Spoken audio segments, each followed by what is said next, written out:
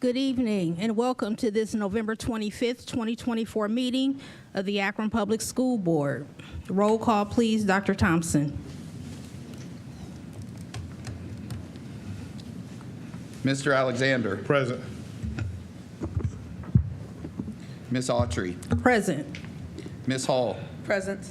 Reverend Harrison. Present. Dr. Molnar. Present. Mrs. Sykes. Present. 6 present, 1 absent. Thank you. And if you are able to do so, please stand for our Pledge of Allegiance. Member Alexander, would you please lead us? I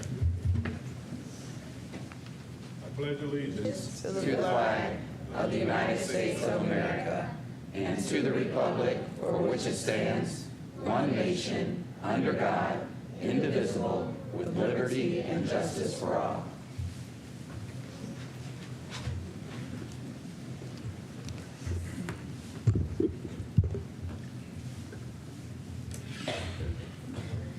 Thank you.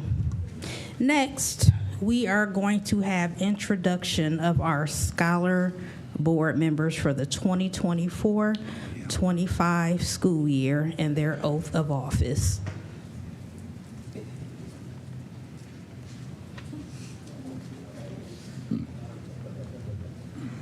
Light show.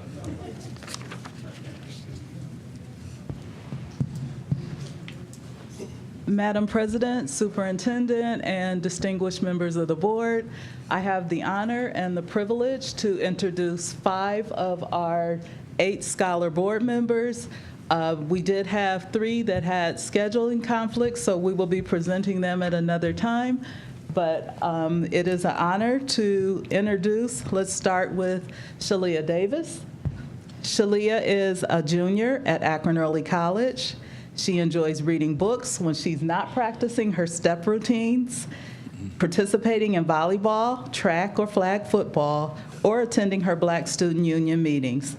She plans to continue her education and earn a PhD in psychiatry. Impressive. Representing Scholar Voice from Bookdale Community Learning Center is Davon Caldwell-Sells. Davon is a returning Scholar Board member and is a senior in the Summa Health Academy of Leadership and Innovation, focusing on computer programming and software development. His interests include playing video games, and upon graduation, he plans to become employed and handle all his new adult life needs.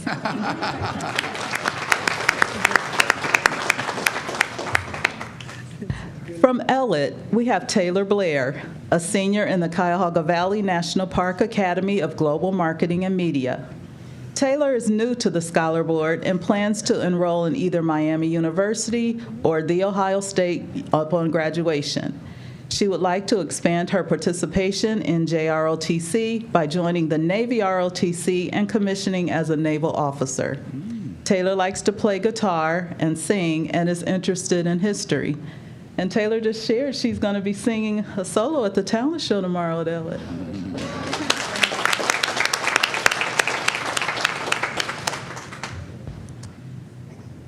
Zaya West is the returning Scholar Board member from Firestone. Zaya is a senior in the entrepreneurship pathway within the Kent State University Academy of Design. She is a student athlete participating in track and field and golf. She is also involved in numerous leadership activities such as locker room leadership, Summit County Youth Coalition, and the Always Climbing Project. She is also the founder of her own nonprofit called Limitless Dreams. Zaya plans to enroll in college to major in special education, as well as get her real estate license in order to start group homes for people with special needs.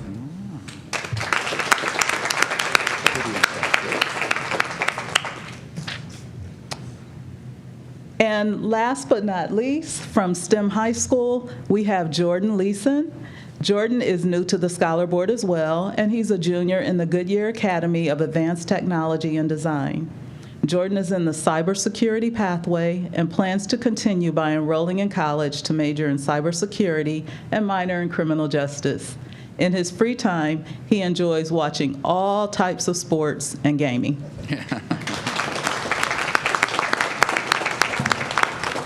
Ladies and gentlemen, our Scholar Board members.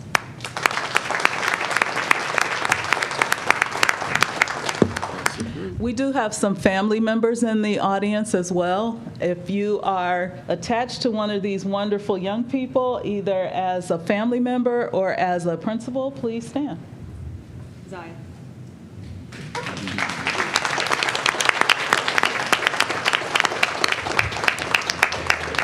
And so, Scholar Board members, please raise your right hand. Do you solemnly swear that you will support the Constitution of the United States and the Constitution of the State of Ohio, and that you will perform faithfully the duties as a student board member of the Board of Education of Akron City School District, Summit County, Ohio, to the best of your ability and in accordance with the laws now in effect and hereinafter to be enacted during your continuance in said office, and until your successor is elected and qualified? Please say, I do. I do. Thank you and welcome.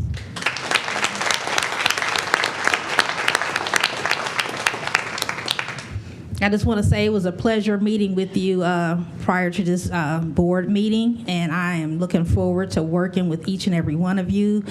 Feel free to reach out to any of us on the board here with your questions, and I look forward to working with you. Thank you. Congratulations.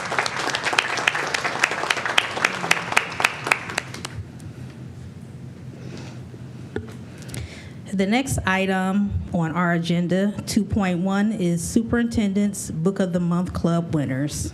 Dr. Robinson. Thank you, President Autry, Vice President Jackson in her absence, board members, family, friends, colleagues. Wanted to take a moment to recognize our top readers for October. In elementary, congratulations to first grader Bo Byers. Let's give him a hand. And we're going to ask them to come up in just a moment.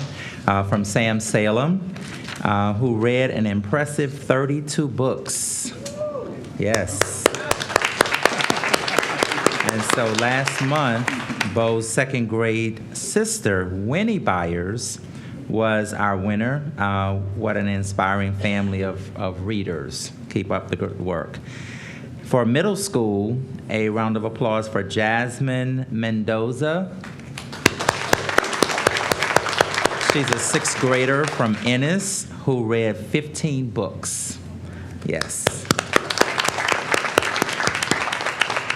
And at the high school level, we have a repeated winner from last month, Cleveland Robinson. Let's give him a hand. He's a 10th grader from North who read 32 books.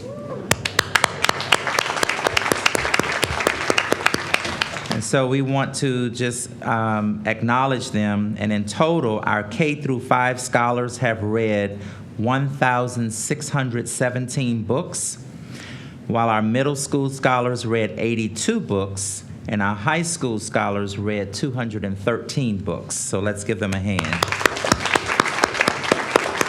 And special congratulations to Barber in the elementary category for 485 books. Ennis for leading middle schools with 84 books. And North for excelling at the high school level with 133 books that have been read. So we would like for the scholars, their parents, principals to come around and we can take a picture. And I have certificates with gift cards, and we want to thank Acme we'll come in the center, for sponsoring this and supporting the work that we're trying to do. I'd like to trade hair with that little boy right there. Bo? I think he'd be interested. I even like his haircut. Keep the haircut and everything. That one, the dark hair one, real short on the sides and back. That was my style when I had it. Barbara, CRC. Ennis. and non-high school.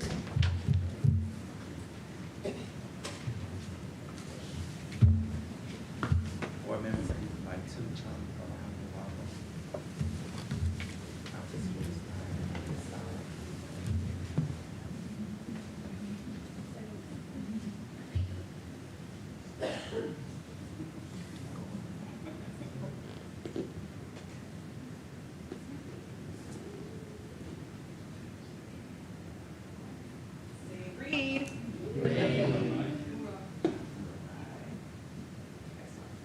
Thank you.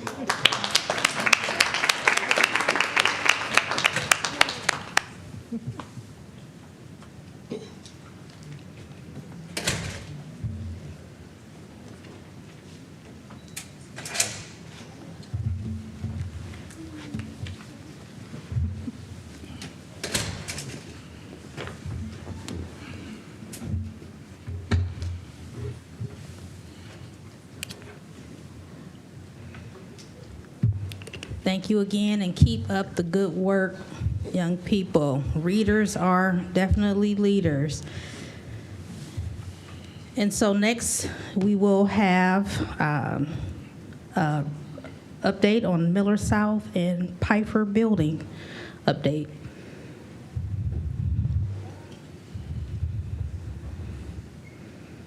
Oh, good. Got the architect.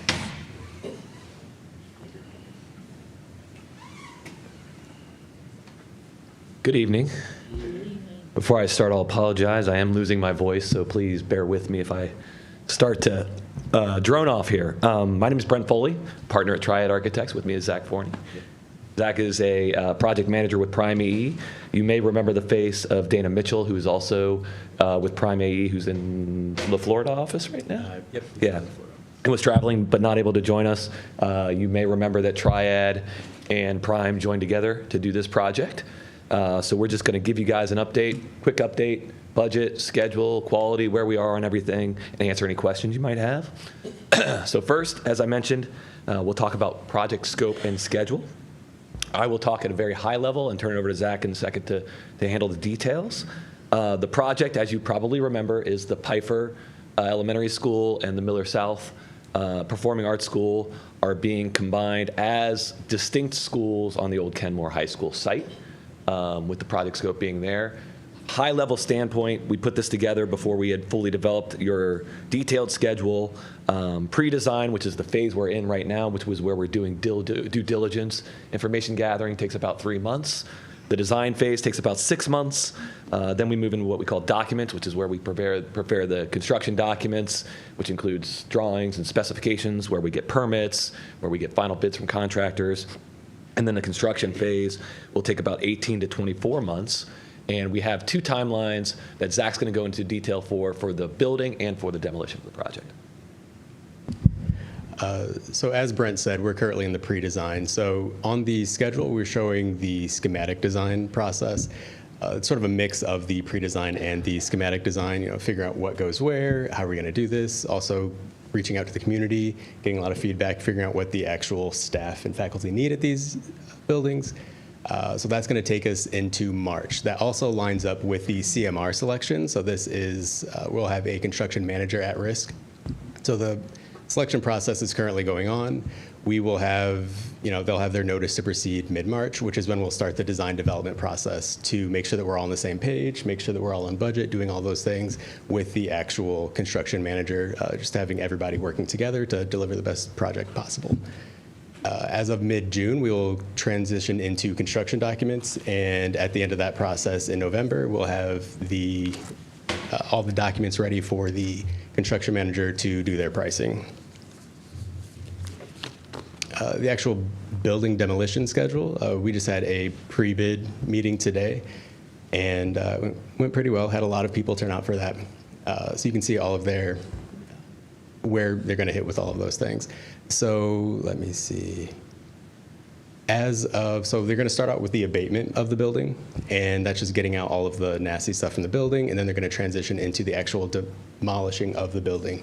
So they'll make that transition around March, April, and then from April to June, that will be the actual demolition of that building. Thanks, Zach. I'm going to start talking a little bit further of what we've done so far as engagement processes. We have had a series of meetings with pretty much all the staff from both buildings. We did high-level, we call them blank slate meetings, where we just talk very high about what they need, what they want, all those types of things in a classroom, sitting at kids' desk, those types of meetings. And then we also sent out surveys to them. And then we've been doing since that time very detailed meetings with each of the users. Obviously, Miller South being a performing arts school is a little less out of the box, and there's some specific needs that we need to fully understand how they operate. And we've been doing those meetings over the last couple weeks, and we've also been doing some hand-on activities with those folks. We've also done that with the community. Zach has gone to ward meetings to meet some of the folks, and we actually did a community session at the community center where we focus specifically on the program of the building. And when we say program, that's a fancy word for what goes inside, the different uses of the building. And we had a station where we did activities talking about that. And then we had a station where we prepared site plans that weren't intended necessarily to be the site plan, but they're site plans intended to garner feedback. We don't like the entrance there. We do like the entrance there. We really think you should do the drop-off on this street and those types of things. And then we've been gathering that information to inform our design. All of that, and I said we're in the pre-design phase, so we haven't actually started designing yet, but we have started to build what we call a program of requirements, which you can see here is basically a fancy word for the square footage of the building. And so what we're trying to balance is your budget with the wants and desires of the school, and we are tracking. It balloons as you start to talk to people, and then as you balloon, you start to come back down and say, okay, what do you need? What don't you need? What could you share with the other school? What could you not share with the other school? And the good news is we are tracking towards being on budget. We've done a budget analysis based on the square footage using OFCC numbers, which is the Ohio Facilities Construction Commission, as a resource. We didn't want to wait until the CMs were on board to verify that budget, so we've hired an outside estimating consultant who is doing that budgeting information right now, who will verify our effort. And then one of the very first things we will do is share that schematic design with the contractors to, again, verify that budget. It's a continuous process that we continue to check in on the budget as we move forward to make sure that we land on a project that's on budget. Zach will talk a little bit about the site planning. Yeah, so looking at the existing site plan, I'm sure you've all seen that building already. It's an exciting building, and we're excited to see it go. Reaching out to a lot of people in the community, there are just a lot of needs that are just very basic, and it's exciting to see all the people start to get excited about this. So up here on the west side, you can see all the parking, and that's been blocked off currently. The building over on the east side, we just walked the building today for a pre-bid meeting for the abatement and demolition, and it's just the state that it's currently in. It's not the best, and a lot of things are happening on the inside, which I'm sure you've heard. So we're excited to get this down. I know a lot of people have had the questions of, like, when are we getting started? What are we doing here? And as I showed on the previous slides, we are getting started on this. I think a lot of people will see things actually moving, building coming down, like I said, in April. So look forward to that, but things will start to mobilize at the new year, where we'll see fences go up, we'll see people, trucks, all those things bring out the actual all the nasty materials on the inside of the building. Let me see, thank you. So we did show up to the community open house meeting with plans just to garner feedback, like Brent was saying. So there's one. You guys may have seen some of these photos, but we are currently in progress. Every time we go and speak to people in the community, that changes a lot of what we already have on paper, which is why we throw things out for people to grab onto to give us feedback on. There were a lot of feedbacks like, oh, this doesn't work, that's not good, that doesn't consider this. And so a lot of that was like, okay, we get that. This isn't our final design. This is kind of just getting feedback from everybody. So we didn't want to show something here and say, hey, this is what it's going to look like, because this has already changed a lot of times. So we'll have more concepts in early January, and we would love to come back and give you guys updates on those as well when the time comes. Just real quick before I turn it over to questions, what Zach did mention is we're also doing the site due diligence. So we've had a survey done. We've learned of a very large, is it sanitary? Yes. Or the sanitary line that goes through the site, that there's an easement, the storm site, that goes under the existing building. They wouldn't let you do that today. So we're looking at those things, trying to understand those things. And those type of technical due diligence items will also ultimately inform the design that we will be back to present to you. And with that, we'll entertain any questions you might have. Thank you so much. Are there any questions? Mr. Alexander? Yes, this question, how have the meetings been going with the community and the interaction? And do we have any students there as well? Yeah, the meetings have been really fun. It's great to see the community in Kenmore. They're so involved, especially the way that Tina Boyez, the councilwoman, will come in and just start to lead everybody and pull out the best names, the best voices. And we had a lot of students from Miller South actually show up, and they came up to the plans and were drawing things like, you need to have this here and this here, and they started to do our work for us, so that was great. So there was a lot of involvement from the students. There were a lot of people from the community came out as well. We actually have a meeting tomorrow with some more faculty members at Pfeiffer and at Miller South, and then we plan on going to the schools to reach out to figure out, what do the students want to see in this? Actually go to their home turf and say, what do you need to see in this new building? So we're still engaging, and so far it's been a great turnout, so we're excited about it. Thank you. I will add that we intend to have specific student engagement sessions as well. We always think it's important to kind of get the framework together before we do that. They have amazing ideas. They'll be the ones that say you should put a pool on the roof and do all those fun things like that. But you actually do garner a lot of great feedback from that, and it'll be an important part of the process. Perfect, thank you. Thank you. Are there any other questions? So I have a question. I know you said that we were tracking on budget. Are there any construction cost trends that you see coming down the pike? Yeah, I can take this. Unfortunately, especially since COVID, construction has not at any point decreased. Construction inflation has not decreased. But what we do, because you can't predict, the inflation since COVID has been up and down. One year it was 20%, another year it's 5%. It kind of goes up and down. It'll be very important once we get those CMs on board, because they are the ones that are ahead of pricing, ahead of us. We're usually a little farther behind than them because they're actually doing bidding projects to get their feedback. But what we do is we include allowances in the budget in the early phases to make sure we're hedging for those types of things. We include two specific types of allowances. One is called a design allowance. We haven't fully designed the building. There's something we may not have thought of yet, so we want to make sure we have some percentage for that. And then another is called a construction allowance, and that's for things like we get down in there and we start digging and we decide we found there's water underneath there and we have to do a deeper foundation, those types of things. So we put systems in place to make sure that we are hedging for those unknowns and unforeseeable conditions. Does that answer your question? Mm-hmm. Yes. Another question. Go ahead, Dr. Molnar. Thank you, Madam President. I was going to ask, can you go back to the slide that you had Pfeiffer, Miller South, and then the shared spaces? This one here.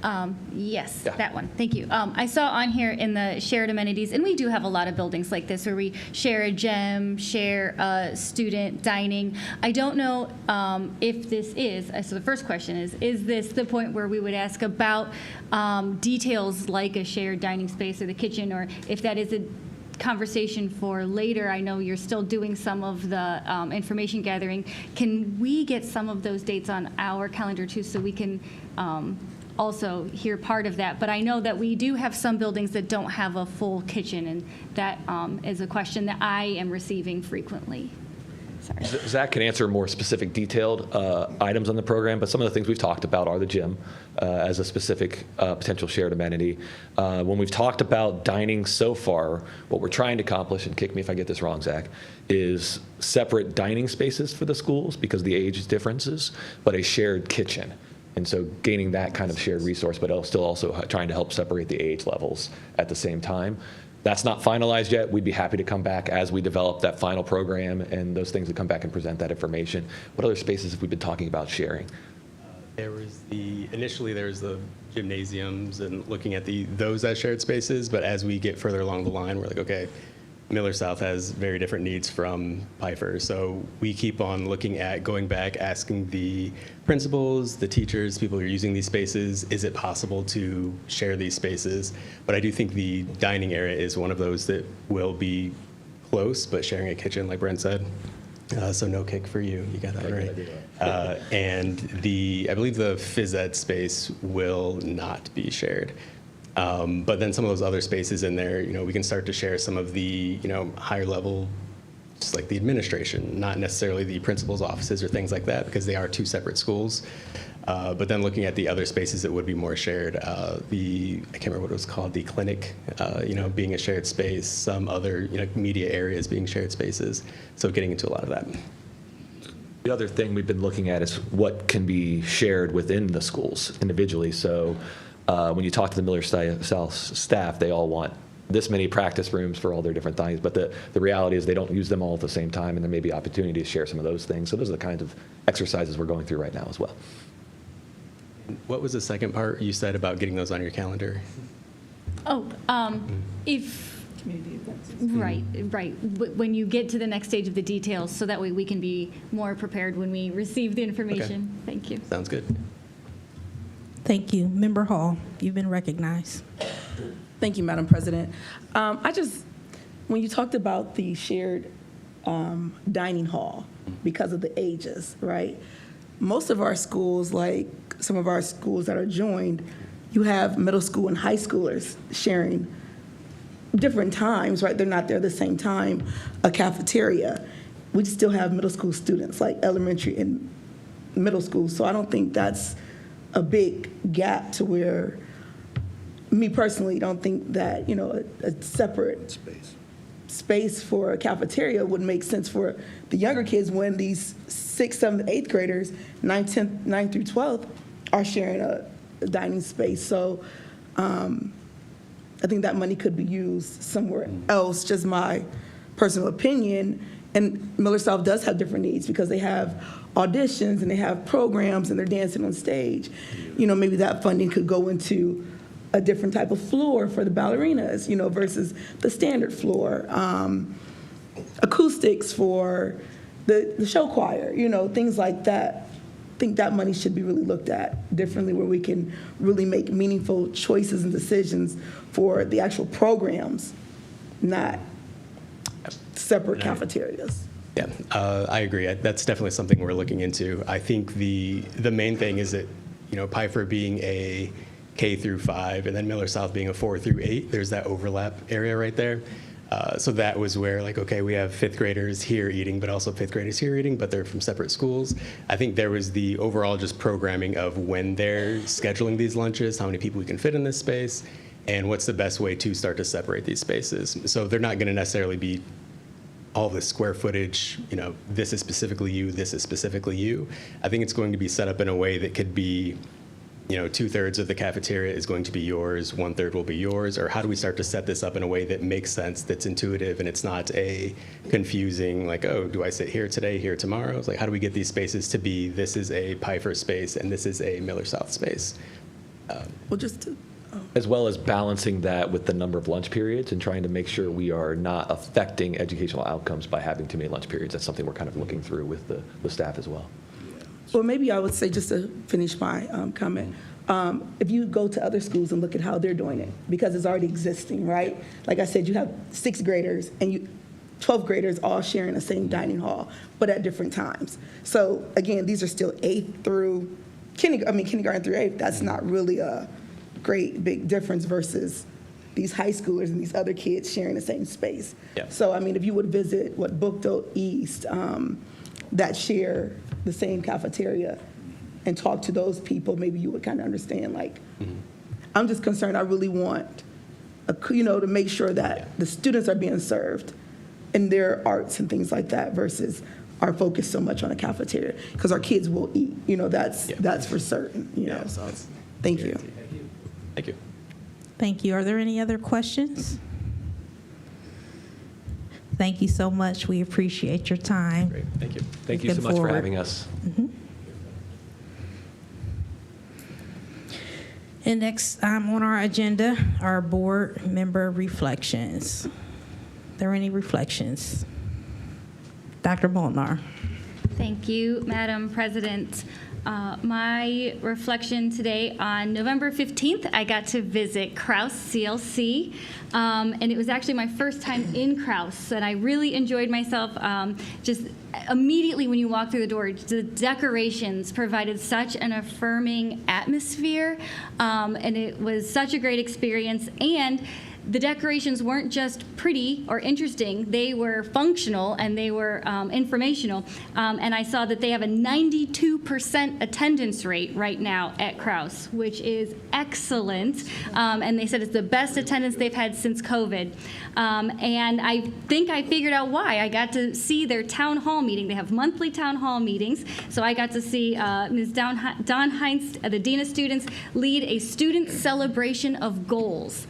And I thought this was such a great experience because their goals, they had attendance goals, they had I-Ready goals, and a habit of the month, and they recognize individually by grade level students that have achieved the goals. And this was so wonderful because it gave the students responsibility and ownership of their goals. It's not just school goals, it's not just our goals, but the students, the people who are actually the ones who decide whether or not the goal is met, really, who are working for the goals. They are the ones, and then they were respected for their achievements, that we benefit off of their achievements. So I loved that opportunity and the way that they really empower the students. And it's not just the traditional academics. I also got to see a musical ukulele lesson from the music teacher. And then I found out another way that the music teacher is helping empower the students is through the classroom announcement newsroom, which was also really great. They have an OBS computer camera. One of the 5th grade students showed me how he uses the switcher and the confidence monitor and type in transitions for the daily morning announcements. And it reminded me earlier that week, November 10th through 12th, I was at OSBA, and there was a mobile storyteller. It was like a mobile home of newsroom. And North Canton City Schools had this mobile newsroom. And they said it was grant funded, Ohio CTE funded. Some of the students wrote the grant for this mobile newsroom that the students actually drive around and broadcast news, the high school students. And they had 2 pathways of the students who were part of this. They had journalism and video production, digital editing. And I just thought I could see in the 5th grade student how proud he was with the announcements and the behind the scenes announcements, not just in front of the camera. And I thought this would be such a great opportunity for us and for our students. So that is my reflection. Thank you. Thank you, Dr. Molnar. Any other reflections? Reverend Harrison. Thank you, Madam Chair, and to the board. I just wanted to say this is our first board meeting since the election. So wanted to thank the citizens of Akron. Wanted to thank all of the people who contributed to a successful levy. I want to really assure you that we will be exercising discipline in our spending, and we are still transparent. We do have open budget meetings, we have committee meetings, so just invite everyone to really get involved, but want to thank the citizens of Akron for their trust and continued support of the schools. I want to say that we have found a hidden gem, our Citizens Committee. The Citizens Committee that worked to make this levy a successful levy. I think that we can keep those citizens, those same people, we can keep them involved in the schools by some of these commissions, some of these committees, some of these boards. I think we really can find an opportunity to continue to engage the citizens and really let them know that they are a part of the schools and they are a part of decision making. So again, I just want to say thank you to the citizens of Akron, thank you to all of those who support the schools, and thank you to the Citizen Committee. Thank you. Any other reflections? Mr. Alexander. Yes, thank you, Madam Chair. I want to also echo what Reverend Harrison said. Thank you to the community for having faith in us and passing the levy, which we desperately needed, and it allows us to help us as far as financially, but two, getting North High School, which is a school that definitely needed to be built, and now these kids will have a school that they can go to, new school like others. So thanks everyone for their vote of confidence in us, and also like to thank Board Member Sykes and Dr. Chapman, because they had a team and they spearheaded it, and they did a very, very good job of spearheading this so we can win this levy. And so I want to thank them personally because they did a very, very good job. So thank to both of you. Second of all, Firestone CLC, the cheerleaders, they went to a competition at Bowling Green State University, and they were able to come on with a second place, which is nice to see our students go somewhere and compete and come back. So congratulations to Coach Johnson and her staff. And then lastly, some of us went to OSBA Capitol Conference, and there were a lot of good sessions that were going on, and we kind of spread out a little bit, and hopefully we weren't in the same sessions, but we did have a nice Black Caucus dinner with past state school board member Merle Johnson, and she did a very good job, and she spoke very intelligently, and she didn't have enough time, but she took us to school, and I think we need to hear a little bit more about what she was giving us, because it was very, very important talking about what's getting ready to possibly happen with public education. So that was very good. There was a session also about principals, leadership matters, and that's one thing I've always said, that the principals in our schools are the ones who run their schools. They're in charge of what goes on in the school. They're in charge of the teachers that are in the school. They're in charge of the students and academics. And so that was a good session to understand that our principals are very important, and we need to make sure that they have ongoing training. That was one of the things they said. They continuously have ongoing training so they can be self-sufficient to run those schools themselves. Also, one of the other things I want to talk about was they had a session on communication and talking about how public schools, we should do a better job of telling our story, and we're not doing a good enough job. So we need to be able to tell our story of what's going on here, especially in Akron Public Schools, because Akron Public Schools is doing a lot of good things, and we need to make sure that everybody out there hears what's going on with Akron Public Schools, because we're doing a lot. Then there was another session that a couple of our staff, Allison Strickland and Jasmine Britton, presented on the pathway to high school success. And again, they did a very, very good job. Their session was very well attended. There was a lot of interaction, a lot of questions. People wanted to know what was Akron Public Schools was doing. So with that, I will leave it be because my time is up as of now. Thank you. Thank you, Mr. Alexander. Any other reflections? So I'd just like to briefly share as well appreciation to our community for passing this levy and making sure that the public education of our students is a priority. I want to say a special thank you to the committee, Dr. Chapman, Member Sykes, who did a great job. But again, the community. It's nice to know that they understand that, this is our collective good, and it's for us to support. I know there are a lot of opinions around the election as a whole at the federal level. I even got emails and calls. But when they say politics is local, I think it's really important to recognize and appreciate that in this moment. And so it's so important that we keep our children at the center, because they're the future leaders. And I'm happy to be in a position that we're going to continue to prepare them for our future. No matter how it looks to some of the adults in the room, our community decided that our children are important. So I'm encouraging everyone to stay engaged. Reach out to your local school, neighborhood principals to find out how you can continue to support our public schools.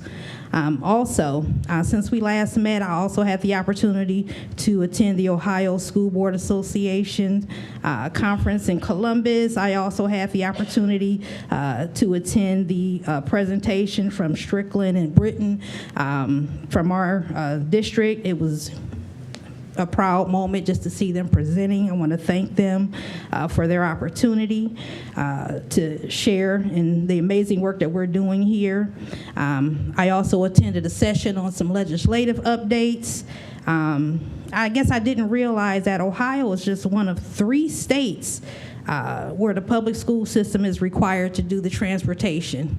I thought that was more widespread, so we're one of 3 who do that.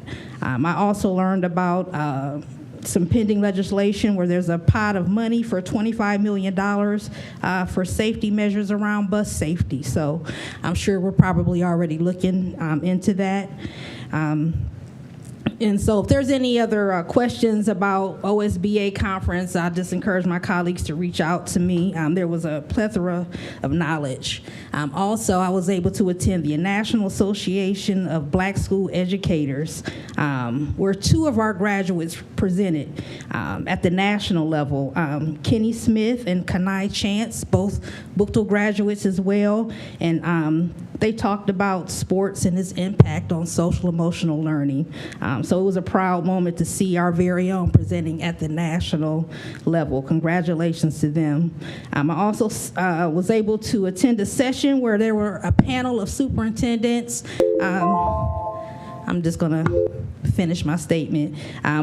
Just to hear the different challenges that superintendents across the country are experiencing. The superintendent who was attacked on stage last year by someone from the audience was there, and he shared about that experience, how scary that was.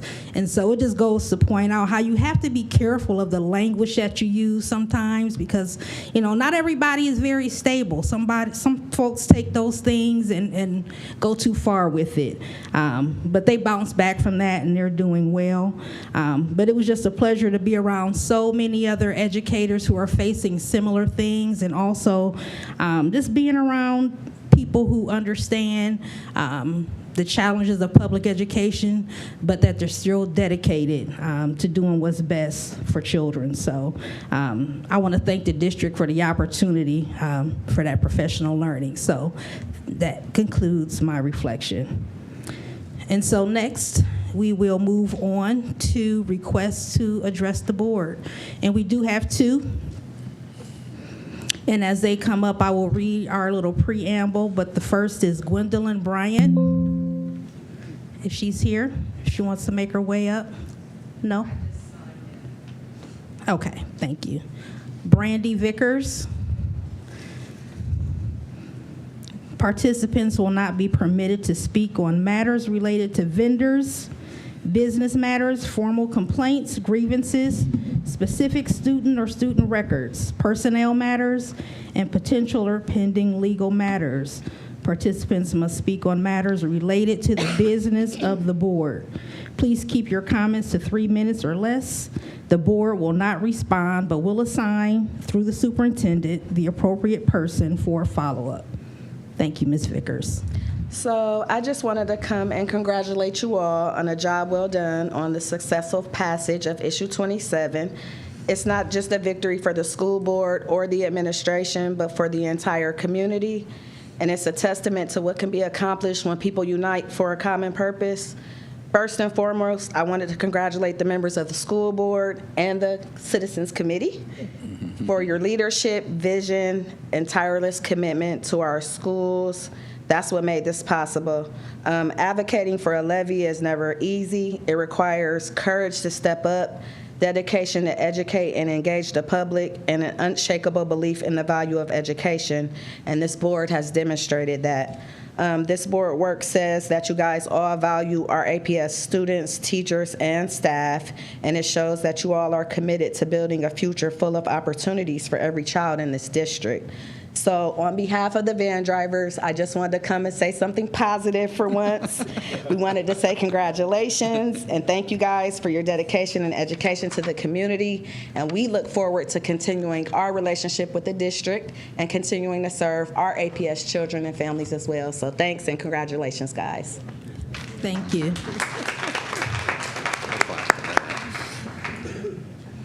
Thank you for that. Next item on the agenda is our superintendent's report. Dr. Robinson.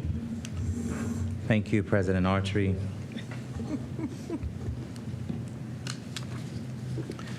So we have an award that was started this year through the efforts of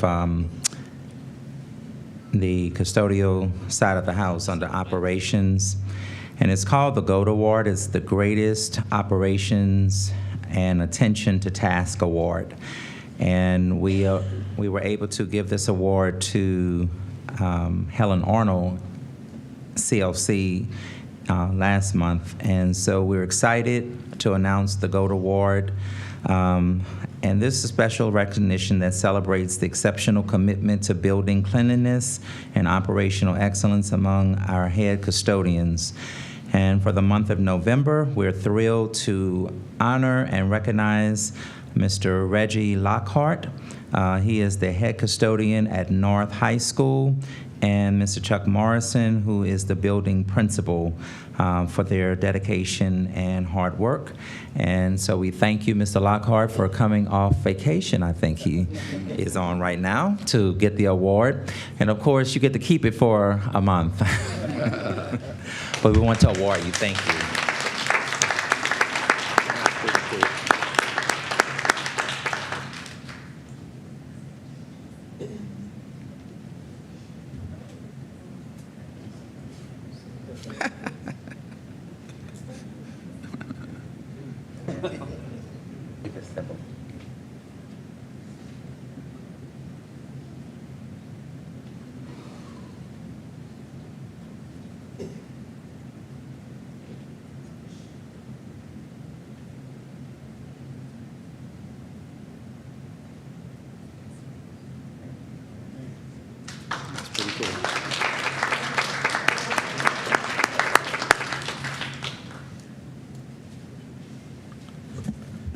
Thank you again to all of our custodians. They really are trying to get our buildings up to par and keep them up to par. Happy Thanksgiving to all, which is this Thursday. And simply just want to say thank you to our board for allowing me the opportunity in our community to serve in this capacity. And we will continue to do the work that is necessary to move our district forward. Not always easy, but then anything that is worth working for and accomplishing is not always going to be easy. So thank you again to our board, thank you to our employees, and thank you to our community. And we are definitely grateful here in APS, again, for the work that was done. Thank you for allowing us and giving us a little extra money that we can keep our district moving and going forward. And it is because of our community for voting and saying yes. Thank you.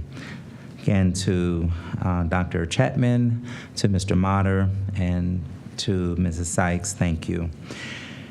And to all of our board.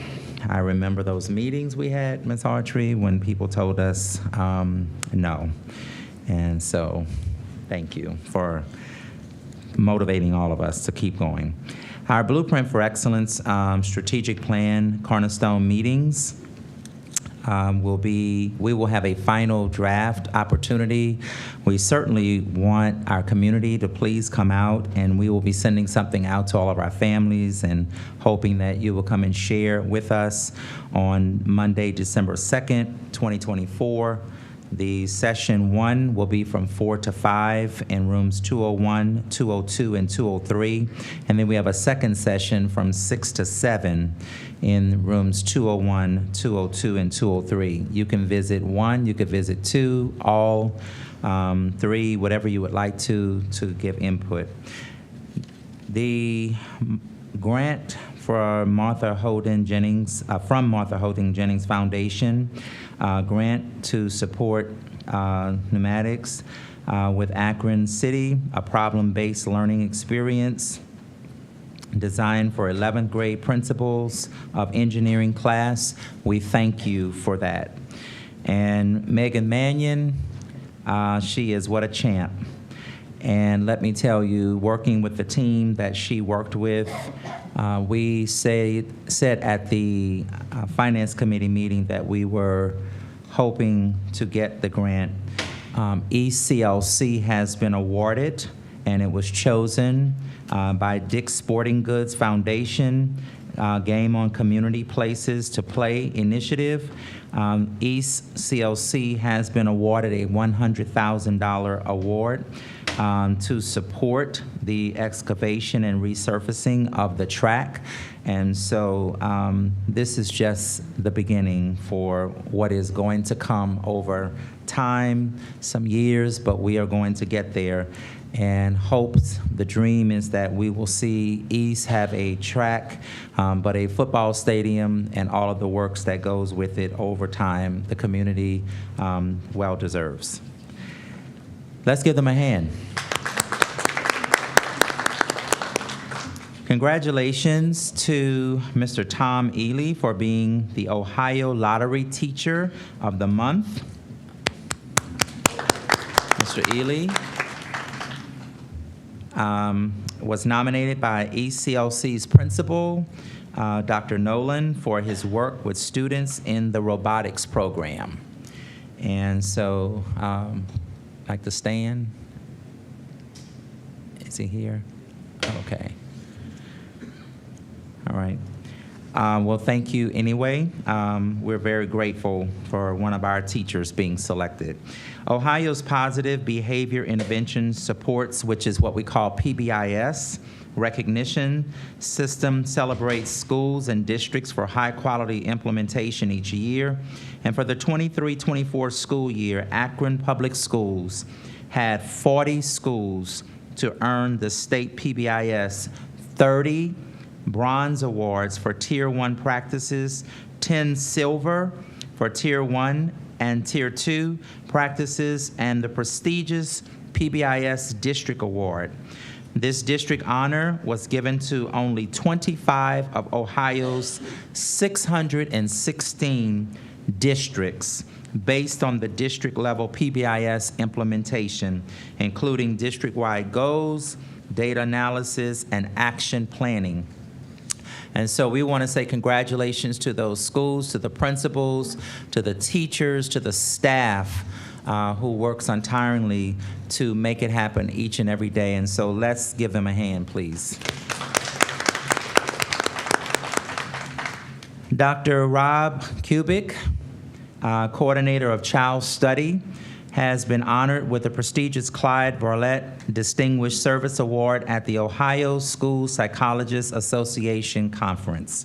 And this award is for the outstanding service to the community and development of the profession. Dr. Kubik has devoted countless years to serving our APS scholars and staff with unmatched passion and dedication.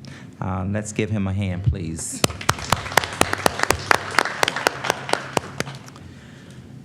Just a reminder to our families about inclement weather. I know that last week we had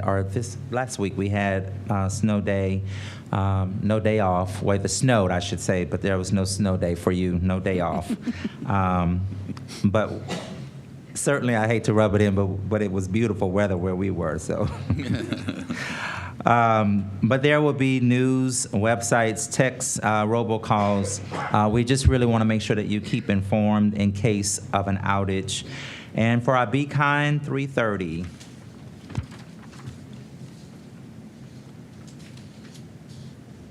A big thank you to Goodyear for their generous donation of the tire pillows. And you can see those on the screen. They reached out a few weeks ago to staff at Project Rise, and thanks to Mr. Jim Leonard in our warehouse, we were able to coordinate deliveries of pillows to our scholars. The scholars absolutely love them, and we are grateful to Goodyear for supporting our schools in such a fun way. Thank you again Goodyear for spreading kindness and smiles to our scholars. Thank you so much. That concludes my report. Thank you, Dr. Robinson. Oh, it's under yours, right? The bond thing? Yes, okay. Are there any questions for Superintendent Robinson around his report? Thank you. Next, we will move on to Treasurer's report. Dr. Thompson. Thank you, Madam President. Thank you, members of the board. We've covered in our Finance Committee meeting the October report, monthly report, and it's kind of redundant with the 5-year forecast being much more detailed, but there are a few things that I would like to highlight. And if you flip it all the way to the last page 6 of your report, and each of you have a copy of the report in front of you, there are two trends that we're seeing so far. We're seeing revenue trending higher than anticipated, and when I say anticipated, looking back at the forecast for this year that was performed last May. So that's the comparison. So we're trending above revenue, which is good, and you can see the categories, state and local, that trend is continuing from. As I've mentioned multiple times before, I think it'll be the January timeframe, but I'm anticipating that this trend is not only going to increase or stay the same, but increase. And that is because in last year's forecast, we have been accounting for an assumption that we would continue to lose student population. So that was built into the 5-year forecast to lose at least 1% each year, when by now I think we're all aware that we actually grew. And so we're funded in the state of Ohio based off per pupil, and those are come in 2 counts, one in October and then one in the spring, and that data should be coming through, and we should get an adjustment in the January timeframe. Exactly how much that is, I don't want to speculate at this point, but certainly higher. So I think that trend will continue. The other trend, of course, is unfavorable, and that is expenditures trending above last year's forecast. You can see the categories that it predominantly lies in. The spike that you see in this, I believe, is just a timing spike. It is going to trend above, and that's a good segue into our 5-year forecast and what we're doing in response moving forward. Obviously, this report, October report, doesn't reflect any changes, doesn't reflect any reductions. So it doesn't reflect the measures that we're going to talk about a little bit more specifically on the 5-year forecast. So at this point, the 5-year forecast is really the tool that it's best for us right now. And then the next required 5-year forecast is in May. That would be submitted to ODE. This forecast has to be submitted to ODE by the end of the month, and hopefully we'll accomplish that today. Remember, I can always go in and amend a 5-year forecast as well, but my intent is somewhere in the middle, maybe that February timeframe, we come back and go through this exercise again and give you another update so that you're very well versed as board members where we're standing on this 5-year forecast and the goal of being black. In other words, positive cash reserves 5 years through the 5-year forecast.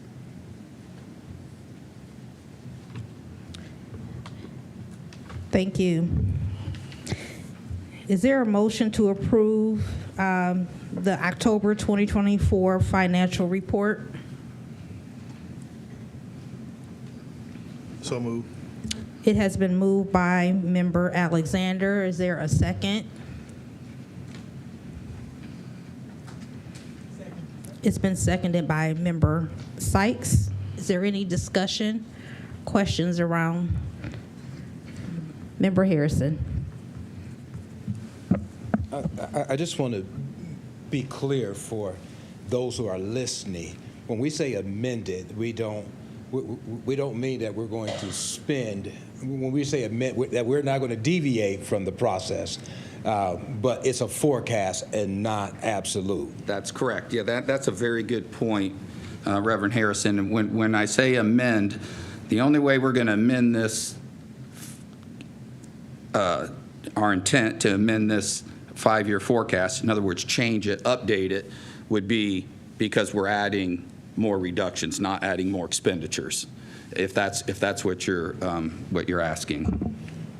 Yes, and also I want to keep in mind that again, for the public and for all of us here, that we have finance committee meetings. Right.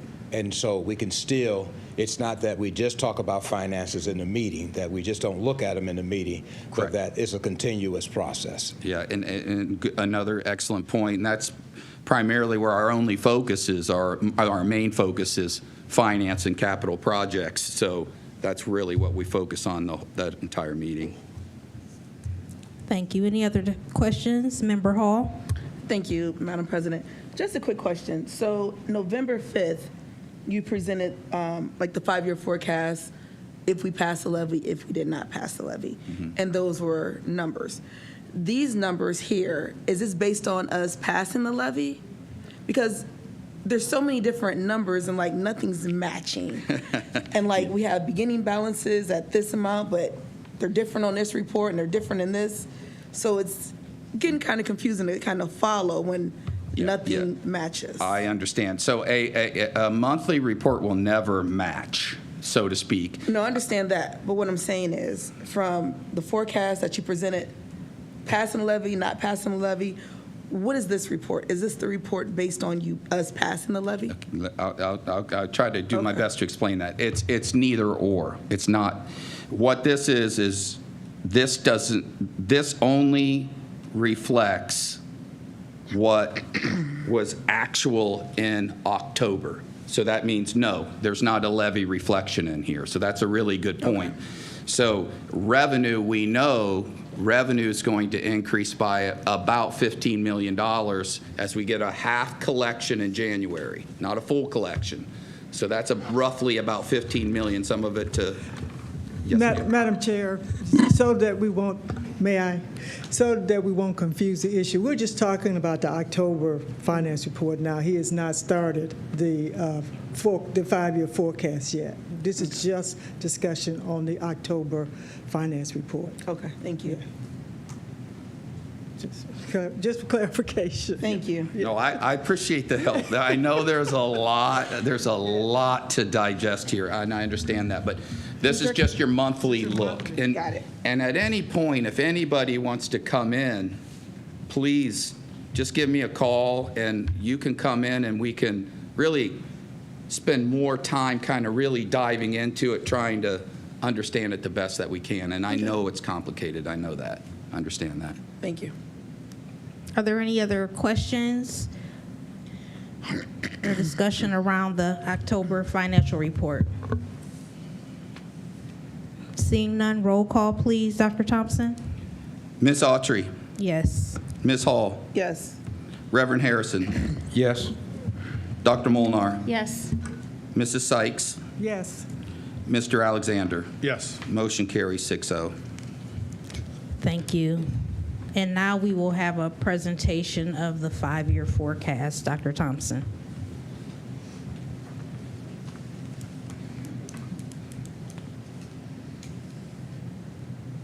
I have to tell you, this is one of my most exciting moments ever presenting, because I think this is the first time I have ever come up to a microphone and had to raise it. So thank you, Brandy. I know she's gone, but you guys, we need her to speak every time before it's my turn so I can come up here like I'm 6 foot tall or something. So what we're covering today is the 5-year forecast. And we have covered it in our Finance Committee meeting. We introduced it at the last board meeting, and we were tasked with making adjustments to the forecast. And I have to tell you that it could not have been accomplished without our team working really well together from Yamini Adkins' office in HC, led by her and her entire team, almost everyone sitting here, Judy, everyone, Michael, all really contributing, Dr. Caver, just across the board. And then, unfortunately, we ruined Dr. Robinson's Atlanta trip because he was on the phone with us for basically 2 straight days as we went through this. But everybody worked together. And as a result, I think that you'll see we have a positive outcome in getting to what our goal was, which was 5 years, in the black, meaning positive cash reserves all 5 years. That is not common. Not common. Just look no further than Cleveland, which also passed a levy this past November. And as a result of their past levy, they show 1 year in the black. So they have to make massive cuts. So, and they passed a levy similar to ours.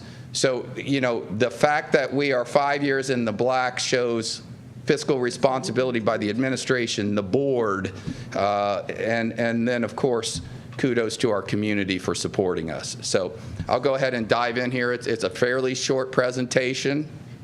Oh, I guess I can I flip them? Oh, perfect. Look at that. Understanding, again, we've done this once before, but this concept, if you can really understand this concept, it helps significantly. So I think the board has it, but I want the community to have it, our administration to have it. So when you talk about compounding reductions, so let's say we made a reduction of $100,000, and it doesn't matter if it could be personnel, it could be software. You'll see in our plan, there's a lot of things that have nothing to do with personnel at all that are reductions.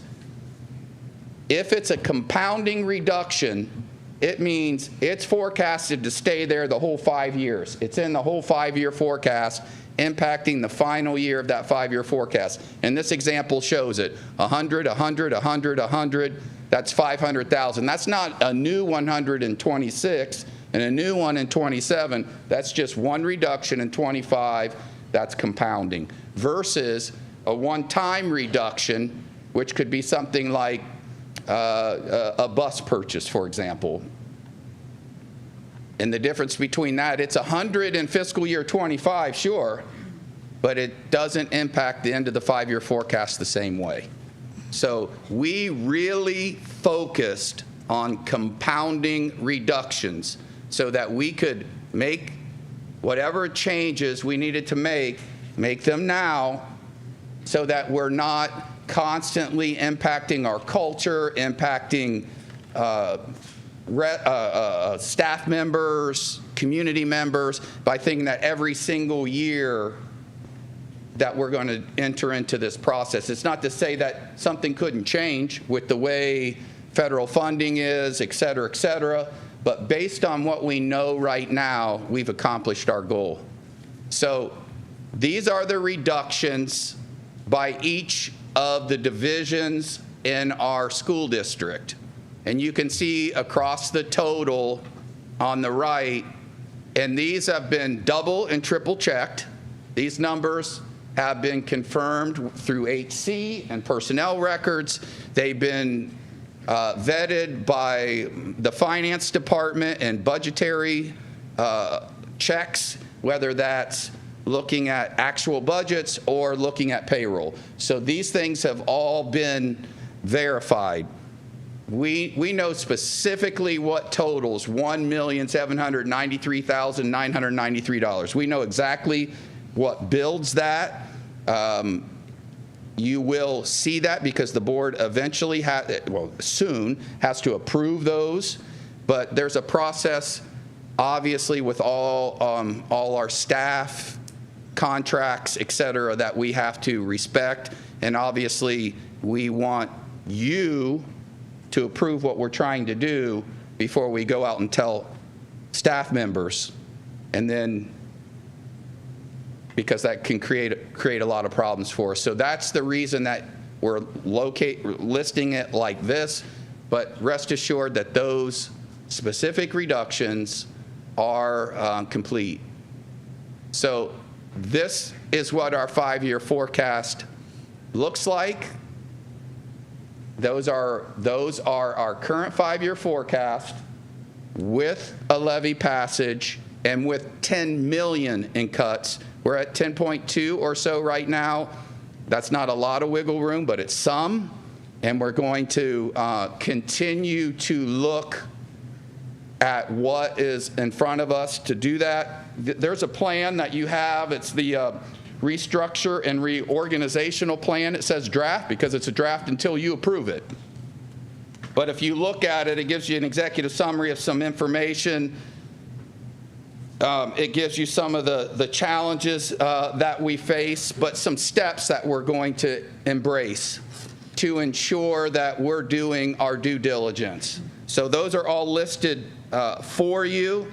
Again, the forecast, the original forecast is in here. We go through our budget and appropriations and a process there which we will strictly adhere to. And then it moves into the reorganization and restructuring action plans.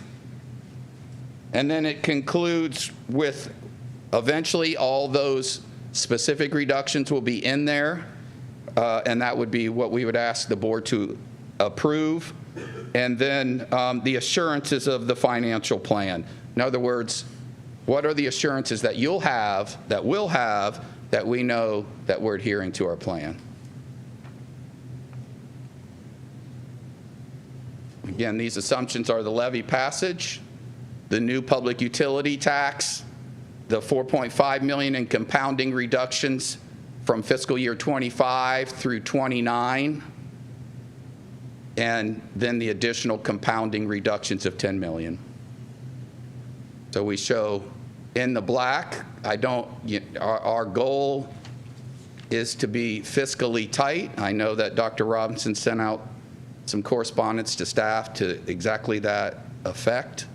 And I feel good about where we are, and hopefully you all feel the same. Dr. Robinson, is there anything you want to add? That concludes my 5-year forecast. This forecast would be what I would submit to ODE. Thank you, Dr. Thompson. So in order to have discussion about this, we'll entertain a motion to approve it. Is there a motion to approve this 5-year forecast? I motion to approve the 5-year forecast. It has been moved by Member Hall. Is there a second? Second. It's been seconded by Member Alexander. Is there any discussion or questions about the 5-year forecast? Dr. Molnar, you've been recognized. Thank you, Madam President. So to clarify, you said that this is a draft until it's approved. Would there be, is this plan approved when the 5-year forecast approved? Yes, or is ma'am. there something else about the plan that we would receive? So it's part of the 5-year forecast. So it's approval of the plan. But what you will need and what the board will have specific steps would be, for example, if the majority of the reductions that relate to staff will be through attrition. But anything that's not that isn't captured through attrition, or any of the, cutting a contract, a duplicate contract doesn't require board action. But there would be certain things along the line as they come up that the board would have to approve, which would all be reductions. But what you will have as soon as at our next board meeting is the specific cuts. I could share that in executive session if that's the desire of the board, but it's not something that myself, Dr. Robinson, or our legal counsel feels comfortable sharing externally at this point because of the fact that we have steps that we have to take in order to make that. Reverend Harrison, you've been recognized. There was in the presentation, you said you want us to approve the plan. Correct. It's attached, or it's part of the 5-year forecast. We could individually approve it, but I would like to see the plan. you have it. Okay, thank you. You're welcome. Are there any other questions?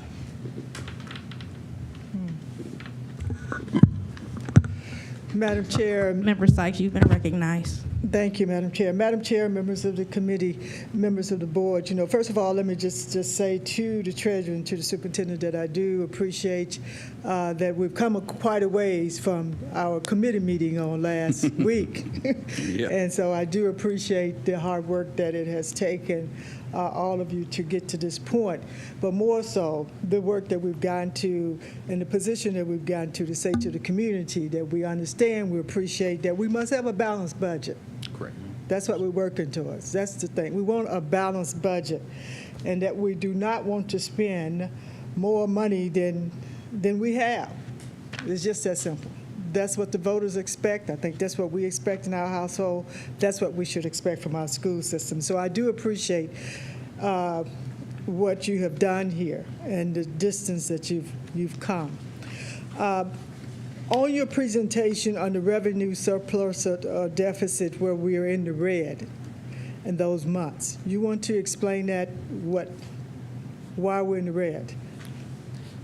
Sure. So, it's really paramount or fundamental to understand it's the basis of Ohio law and the way schools are funded in the state of Ohio that makes deficit spending. I've never been anywhere or seen any school district that doesn't do it and do it regularly, unfortunately. So how it works in Ohio, we call it the boom and bust cycle. So we pass a levy oftentimes for more money than you need. I think everyone would agree that expenses are going to rise. How quickly they rise is something to debate, but they're going to rise. But because of House Bill 920, we know that our revenue is flat, and that axis is going to cross. But most school districts do not go out to the community then. They'll eat into their cash reserves, which we have over $100 million in cash reserves. And you start to eat into your cash reserves. Where you get in trouble is when those cash reserves are red. That's a problem, and that's what we can't allow to happen. But we are eating into our cash reserves, Yes. and it's very, very difficult. The amount we would have to cut would would paralyze the district in order to not have not be in deficit spending. But that's why we have the $100 million in cash reserves. Thank you, Dr. Thompson. And I did want to bring it out to the other board members that this does reflect that we are using reserves for every year. That we are using reserves. And of course, we do not want reserves to be used as if it is a line item in our general budget. That's correct. So when we want to not use our reserves because it is important. Because when you think of reserves, you don't think about spending those things, those items that's just everyday kind of things that we spend things on. We want the reserves to be there for emergencies. When I talk about having a comfort level, that's the reserves. We want to think about if something happens, an emergency, a situation that we did not think about that may occur, and we know those items, those type of situations will come. And then if we find ourselves constantly using reserves as if it is just a regular line item, then we could find ourselves in trouble there too. And I'm noting that each year we are increasing. We are. And so the question is, and we want to work with you, we meaning myself as the finance chair, co-chair, Member Harrison and any other board members, to work to see how we are making sure that we're not overusing our reserves. Correct. Because that is a concern and an issue that we always want to pay attention to also. And that comes from partially, Ms. Hall mentioned, that comes from watching. Once you get comfortable, you'll see that this monthly report is going to tell you and answer her exact question. Are we further eroding into our cash reserves, or are we not?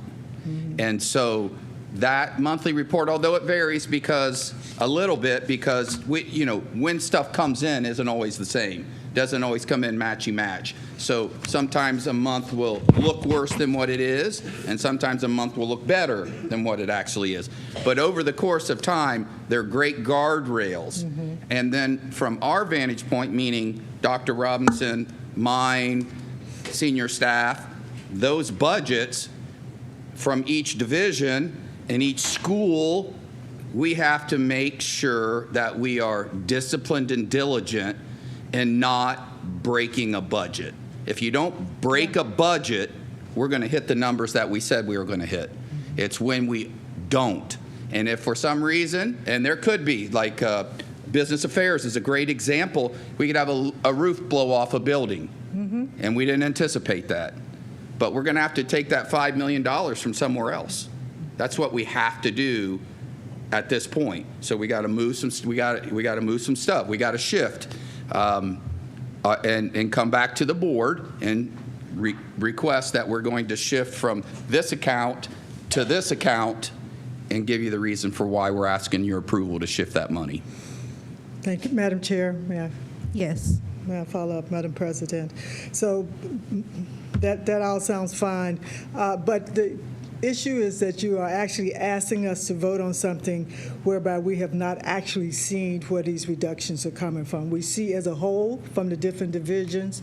So, Madam President, I would ask, I know that you have called for an executive session, if perhaps we could go over these items in the executive session and come back to vote on this after executive session, as opposed to doing it without the board members actually seeing where these cuts are coming from. Yes, So my request would be to ask for time on this 5-year forecast. We could table the 5-year forecast, continue the whole agenda, and then come back after executive session, put it back on the agenda and vote. yes. So my motion would be for time. I hear you, Dr. Thompson, saying table. We'll table this, vote to table it, continue the agenda, and then come back to it after executive session. Either one will work for me, Is that okay? just as long as we're not voting on it before we actually We'll see it. just wait. I think that makes sense. And I would second that. So. So, Member Sykes, is that your motion? Yes, Madam Chair. The motion is to table this and bring it back after executive session, seconded by Second. Member Alexander. Is there any discussion around that? Seeing none, roll call, please. Dr. Thompson? I made the terrible mistake of leaving my glasses up there, so let's just see if I can do it. Ms. Hall? Yes. Reverend Harrison? Yes. Dr. Molnar? Yes. Mrs. Sykes? Yes. Mr. Alexander? Yes. Ms. Autry? Yes.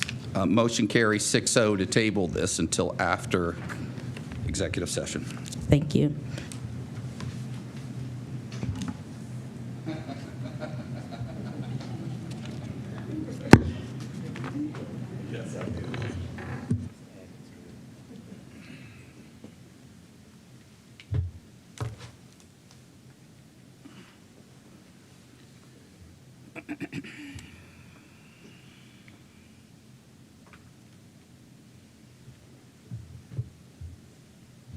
So the next item on the agenda is the bond issuance presentation. Dr. Thompson.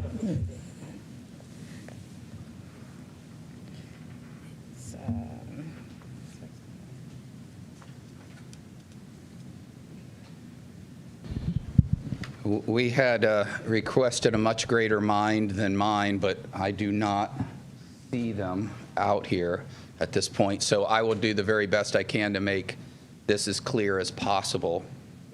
Are they here? Oh, how outstanding. You got it. You got it. Thank you. And please correct me, not if, but when I say something incorrect. Sure. By the way, I'm Justin Marquis. Yeah. Sorry.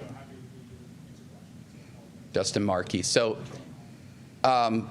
what we're asking for in Mile High is we passed a bond issue, obviously. Everyone understands that. Typically what you do is we would go all at once, take it out to pricing, issue the bonds. And basically how it works is investors buy those bonds at different rates until we sell all our bonds and get to the dollar amount that that was passed. Those investors get obviously a return on their investment. We get funded, and then the revenue from the bond issue passage pays it, and it works like a mortgage. You know, we get a mortgage payment, and we use the bond money proceeds to pay that mortgage payment. But what we're looking to try to do is to issue these bonds, just 15 million out of the 85 million now in December. And the reason it didn't come before the Finance Committee meeting is, yeah, of course it is, and I knew it would. And I apologize, but the reason it did is we were unaware. I was unaware, Dr. Robinson was unaware that this was even an option. So the Marvin Founds, who's with the Baker Tilly Municipal Services, came to us and said, hey, you have an opportunity to capture maybe $200,000 to $300,000 in extra revenue for your project if you issue $15 million in bonds before the end of the year. There's this thing called arbitrage, which we're dealing with as it relates to the $15 million from the LFI way back when on all the LFI locally funded initiative, that dollar amount that we're holding, the city and the district jointly hold at this point. And it's just been acute, and we've made so much money, which is great, but the government only lets you make so much money, and then then they hit you. So this is a way for us to earn some interest that won't be part of arbitrage, correct? And it will be additional money that can be used for the facility. So it would be an extra $200,000 to $300,000 used for the North High School facility when it gets bid.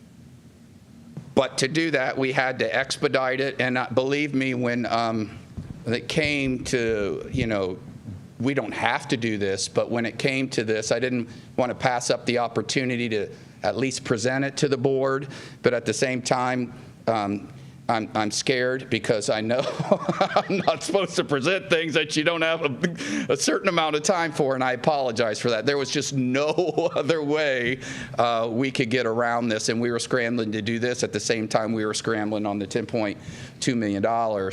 So we got it done, but that's what it is, and this is the timeline that we have for North. We're trying to expedite it.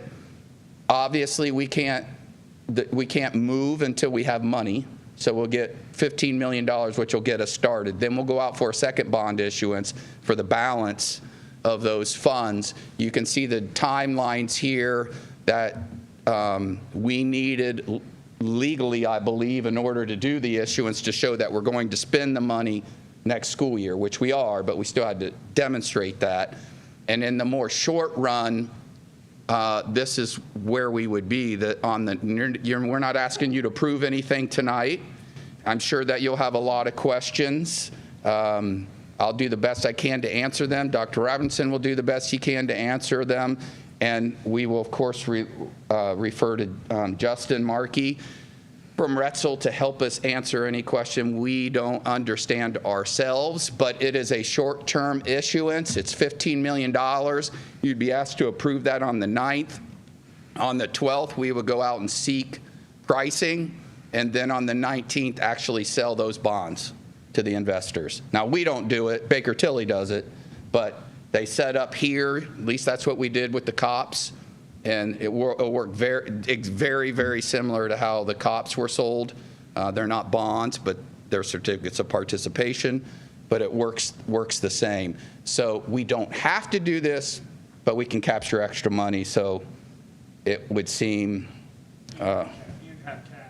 yeah, and start faster, start the project faster. And I know that fast tracking this project is important, really important, quite frankly, because of that roof at North High School. We don't want to put $5 million into a roof of a building that we know we're going to tear down but we know it needs a new roof. And so that's just one of the many problems plaguing that building, but that's the most pressing issue, I think, at this point. And then, of course, you never know if the heat's going to turn on or not. That's a bit of a challenge. Yes, ma'am. Oh, I'm sorry. Yes. Oh, Member Hall. You're not the president. Thank you, Madam President Autry. As I'm looking at this timeline where it says December 19, 2024, sell bonds and issue $15 million in debt. I'm glad, good catch. Debt covered by the bond issue. So what it means by debt is we'd start making that payment on that money, but that's okay because we get the money we're getting proceeds in January. When do we start making that payment? When, Yeah, it would get rolled into the bond that you do next year. So the voters approved $85 million. You borrow 15 now. Next year, when you do your long-term borrowing, your full $85 million, that $15 million gets rolled into it. So you're never paying on the $15 million, you're just rolling it into the big bond. Okay, and no interest is interest being included into this? That'll have interest and it'll get included with the bond next year. Okay. It's a short-term rate, and usually it's like a year of interest. So these go out for a year. Next year, when you take it out, that interest will be covered by the bond issue itself. So you're going to borrow $85 million, right? It's just a matter of timing. You do it now to have cash and earn interest, or you wait till next year. Either way is fine, right? Ultimately, it's a board decision, as is most things in school districts, right? So if this board decides to move forward, you're just borrowing 15 now to provide that cash and get the opportunity to earn some interest. And that's really what's going on. Just to follow up, so if we're borrowing $85 million. Total. $15 million we're going to get in advance, but we're going to have interest on that $15 million. So technically, how much? Okay. Yeah. So will it wash itself out, or are we going to be borrowing more than $85 million? So that $200,000 to $300,000 number that he gave, that's the interest you pay versus the interest you earn. You'll earn more interest than you're paying. It's about $200,000 to $300,000 more. Yeah. Our investments are almost doubling the interest rate being charged, but we won't know that entirely until we sell. Okay. Thank you. Are there other questions? Reverend Harrison, you've been recognized. Thank you, Ms. Chair. And I hate to always seem like I have something negative to say. I would ask Madam Chair, again, we go over this, and I understand. I thank the treasurer for catching the fact that we can save, we can get an additional $200,000, possibly $300,000. But again, when we're having presentations about finances, before we go through a finance committee meeting, this one may be to the good, but the next one may be to the bad. Possible. And I think the practice of making sure we don't have a presentation here where questions that we don't have answers to, that we make sure that we are disciplined enough, not just in spending, but disciplined enough to make sure that we are taking this to the proper committees, because there's questions we can't answer. And it looks great, and I don't doubt that it is good. But if we're not going through committees, we're not vetting information before we have the information, before we give it to the public. So I would just ask again, before we do presentations like this, even if it's short enough time to get something done, it's short enough time to call a finance committee. And just have an emergency finance committee meeting? Okay. Yeah, Thank you. We can do that. I apologize. When it was brought to me and to Dr. Robinson, it was post that finance committee meeting, and we almost decided not to do it, but we just thought, geez, we can't leave that money on the table. But I understand that should this arise again, I'll make sure I call Mrs. Sykes, call you, and you guys can determine when we're going to pull a meeting together, and we're on a very tight timeline. I just wanted to bring to my colleagues' attention is we will have another opportunity. So if there are questions that you haven't thought of yet, there will be a committee of the whole or that work session that will be on December the 9th. Yes. So submit your questions if you have them, that pop in your head after the fact. That actual meeting will not be any action, but December the 11th will be the meeting where we would take action. So we still have some time for further questions on this topic. Member Sykes, did you have? Yes, thank you, Madam President. Also, we have a Finance Committee meeting on December 16th. And so I understand that you would like to see these items take place before December the 16th. But I think with Madam President mentioning that the December work meeting is more, The Committee of the Whole. the committee as a December whole 9th. who will be meeting. So I don't want to repeat what my co-chair has said, but we just really want to get in the habit of following the proper procedure Understood. and bringing these items. But We understand. great lookout. Arbitrage is terrible. I hate it. It's terrible. I know it is. But Thank you. And I know you said the word arbitrage, and just for folks who don't know what that means, I think it'd be nice to maybe define that for folks who don't understand what that means. Could you come to the mic, please? Thank you. So it's borrowing at a low interest rate and investing at a high interest rate and keeping the money that's in between it. So the federal government doesn't like you to do that, but in certain instances like this note, you can. So they want to take it, what the presentation was to take advantage of that opportunity to have the low note rate invested in higher earnings, and then you keep the interest, that $200,000 to $300,000 difference, to help pay for costs of your bill. Thank you. So the benefit of this would we'd be able to start the project sooner. It's twofold. Rather than We later. we have the money on hand and we can start sooner, right in January. And then the second reason is the arbitrage issue and earning some additional dollars. So those are the two reasons to do it, and there's no negative impact of doing it.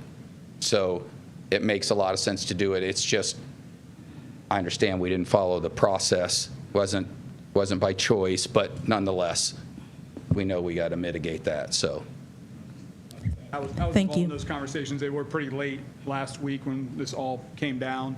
The first question I asked is, when do you need the money to pay the architects?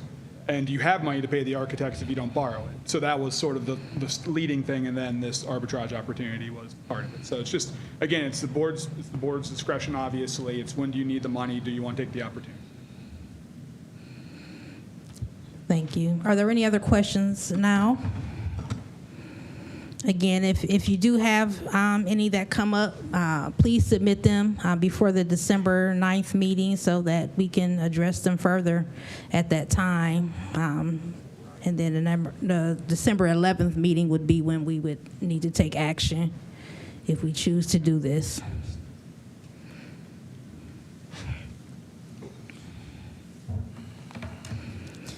Thank you. Next is President's Report. Again, I just wanted to thank the community for their support on the levy. I just wanted to mention, I already have, about the Committee of the Whole / work session. That'll be coming up on December the 9th. And again, it's for discussion, deeper dives. There will be no action at that meeting.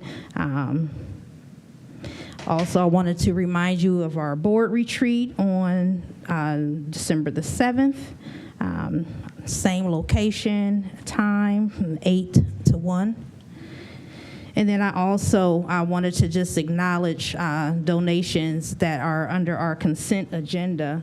Thanking the donors who are supporting North Wrestling, Project Rise, New Instruments, STEM programming at Elliott, snacks and clothing for student services, book bags and books for Findlay CLC, books at I Promise, supporting the PBIS program at Cyberlink CLC, supplies at Barber, and then snacks for Pfeiffer Halloween program. So thank you to those donors who continue to fill in those gaps for our students. And so that concludes my report at this time. Next, we will move on to committee reports and legal contracts and board policy. Dr. Molnar. Thank you, Madam President. The Legal Contracts Committee met on November the 19th. We had another very productive meeting. We are not bringing any policies to today's board meeting, but we will be bringing 3 policies to our December 9th session for a second read. I guess it would have been December 11th. And it's policy 8510 wellness, policy 5200 attendance. This is a Neola update related to House Bill 214, and policy 5136 on personal communication devices. The next legal committee meeting for anyone who would like to attend, and if any of our scholar board members went home and tuned back in, they are also welcome to attend committee meetings like our legal committee meetings. 4 items for discussion on December 16th at 5:30. Policy 9510 will continue that discussion on school visitors and administrative guidelines related to the Raptor system. Discussion on 5511 and 551101 dress code, because we suspended, as a reminder to the board members, we suspended the dress code and said that we would provide an update before everyone did their holiday shopping. So here's our update before the holiday shopping. And then policy 123001, presentation of the organizational chart, update for our website. Continued discussion of Neola updates. We had 48 updates, and so as they're ready, brought by legal, we will have those. And then we also discussed possibly, as we look at the committee of the whole and how we're building our agendas together, the possibility of business affairs and other contracts, those parts of our agenda going through the legal contract committee. I know that Director Folk has brought nutrition and other contracts through the legal committee before, and so we wanted to offer our space for those conversations if it is the will of the board. And that concludes my presentation, comments. Report. Thank you. Wow. Thank you, Dr. Molnar. Are there any questions for the legal committee? Member Hall. Thank you, Madam President. Dr. Molinar, you stated that you'll be bringing 3 to the next board meeting to vote, and 1 would be as far as dress codes. So is that us voting to finalize it versus voting every single year on either under uniforms or regular clothes? Will this then sum it up? We vote on dress code, and that goes into our booklet, and that's that.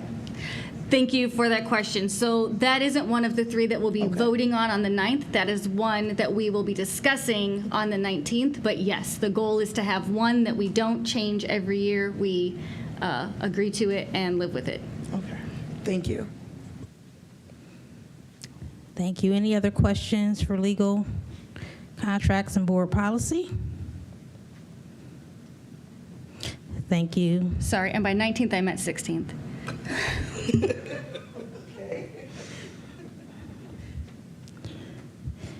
Thank you. Next, we have finance and capital management. Member Sykes. Thank you, Madam President.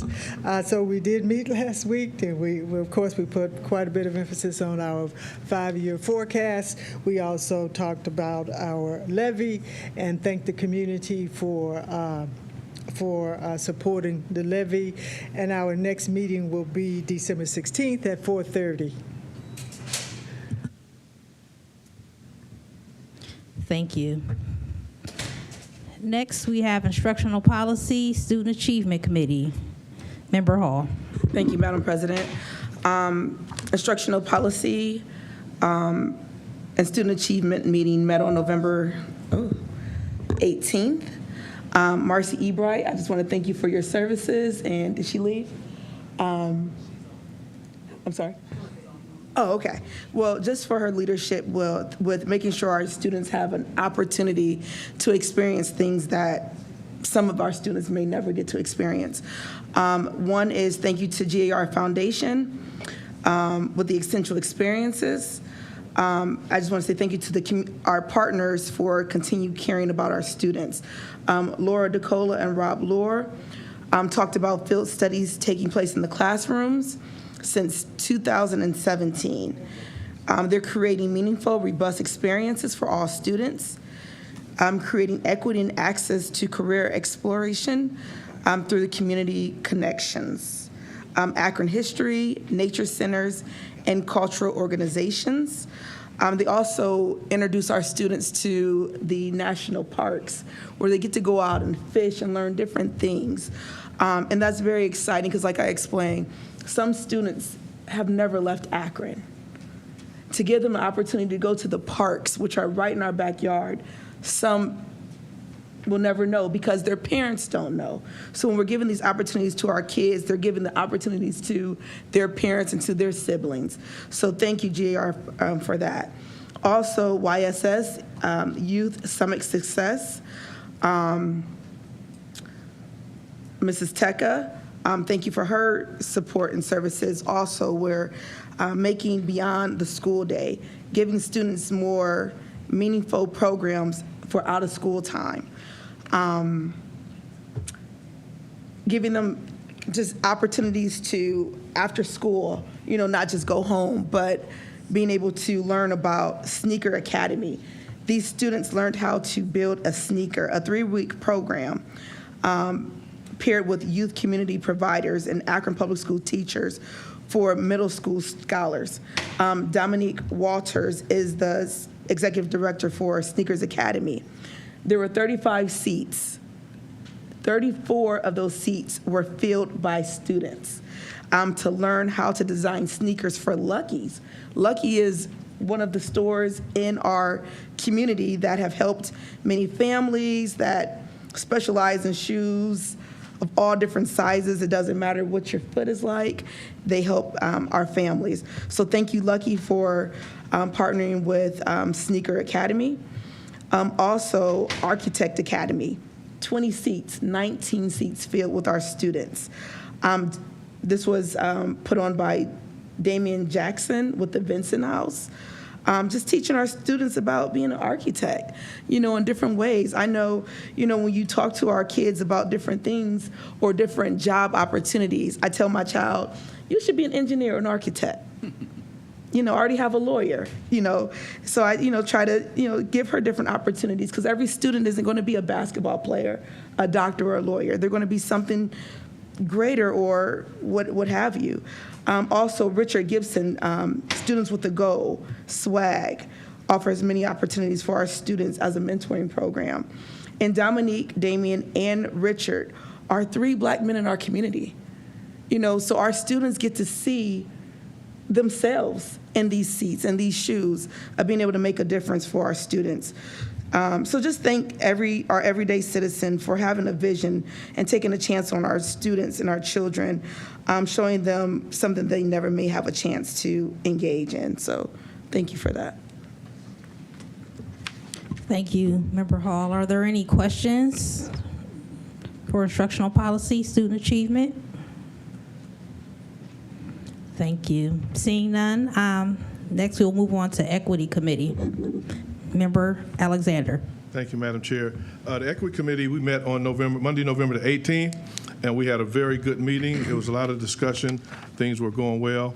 What we talked about is first of all, I had a report from Ms. Alexander who talked about the DI Advisory Committee, which is this report here. I think everyone will probably get this or may have gotten it. It shows what they're actually doing as far as equity.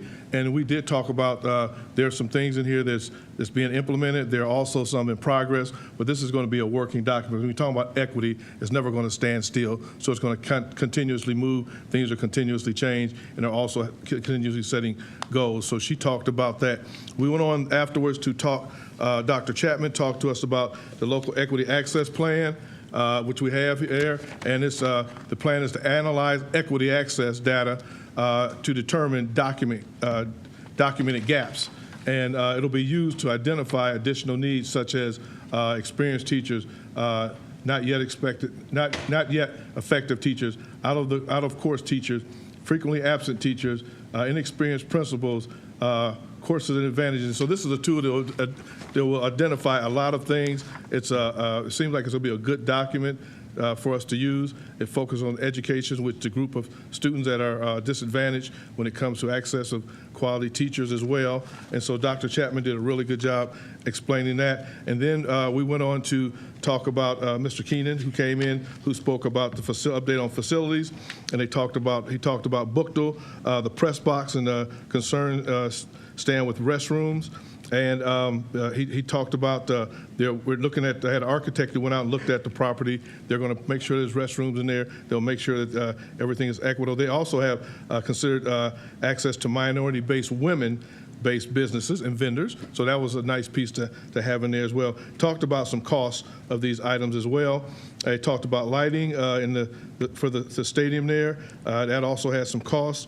And we went on to talk about East, and we're talking about updating the track and the bleachers so they'll have a track there at East, so that's a little more equitable for them as well. So they will have they have the track and the bleachers there, which they don't have right now. And they also Superintendent Robinson, Dr. Robinson, spoke about the grant, the Dix grant, of that, getting that grant. So that is something that's good to help them there. So we're glad that we got the Dix grant. And then Pastor Harrison brought up a good idea, a good thought, that since this involves money, this piece with the money piece should go to the Finance Committee, and the Finance Committee, since it's dealing with finances, should look at that as well and look at the finances there. So we had a very good meeting. We plan on doing a lot more. Dr. Chapman has some good ideas, and I'm glad that the ideas she has is going to be some good ideas that we will be doing in the future with our committee. Thank you, Madam President. Thank you, Mr. Alexander. Are there any questions? Member Hall? Thank you, Madam President. I would just like to share that I think that was a great meeting. Thank you, Dr. Chapman, for seeing the vision and making sure that the Equity Committee is up to date and information is being given to us. We talk so much at board meetings about our schools and making sure that each child has an opportunity to play at their school and, do things in their community where community members can go and watch, especially like our senior citizens, where they can walk across the street and attend a game. So congratulations to East. We hear you. We hear our students. And thank you for Mr. Keenan for applying for that grant through Dick's Sporting Goods. This is an exciting step as we're investing in our children. It does not have to come out of general fund.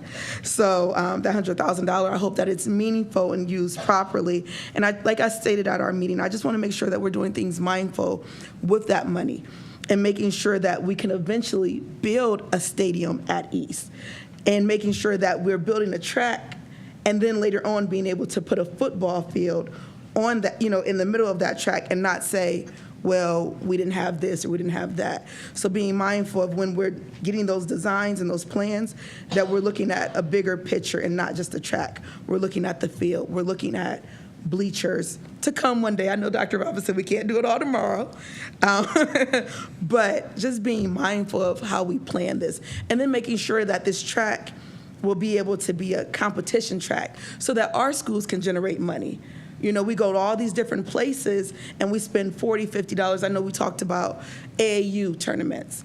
And we go to schools in Cleveland, and us parents in Akron are paying to go $25, $40 to watch our child play one day. That money is going back to the schools. So how do we make sure that we're utilizing our schools to have tournaments, to partner with these AAU organizations, and making sure that, our schools are being used too. That's extra money coming in. So I know we talked about that, and let's try to work on that within next year or so when we have these basketball tournaments, soccer tournaments, or what have you, that we can use our fields here in Akron. Our kids don't always have to go out of the city. We can do it right here in Akron. Thank you. Thank you. Any additional questions or comments? Member Harrison? Yeah, I get to say something good right now, so I'm taking that. It came through the Equity Committee, and I know we're talking about cuts, but I wanted to let the 1040 crowd, cadre, family, 1040 period know that Bookdale, their press box, the restrooms, have not been pushed aside, that project is happening as scheduled. So with the cuts, I know Bookdale has been pushed to the back, to the back, to the back. But that will happen. They may not have everything that they want right now because we are looking at the budget. But to Director Jones and President Autry, the third best football school in the city will get their press box.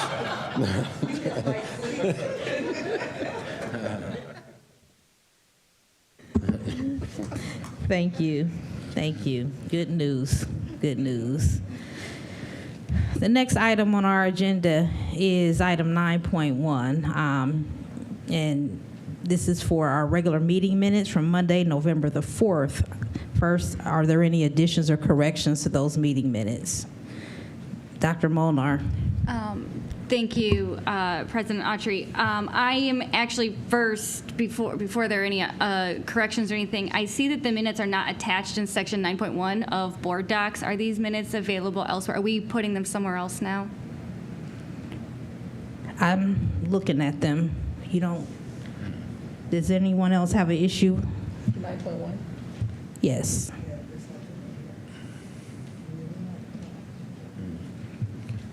Madam Chair.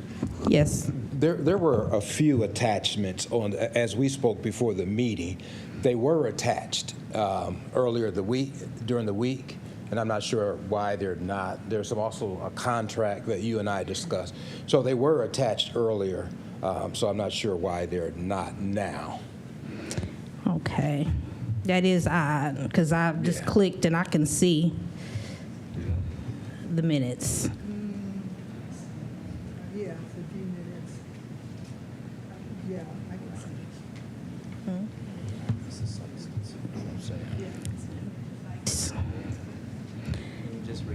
Can you refresh? Yeah, because we both refreshed. I'll do it again.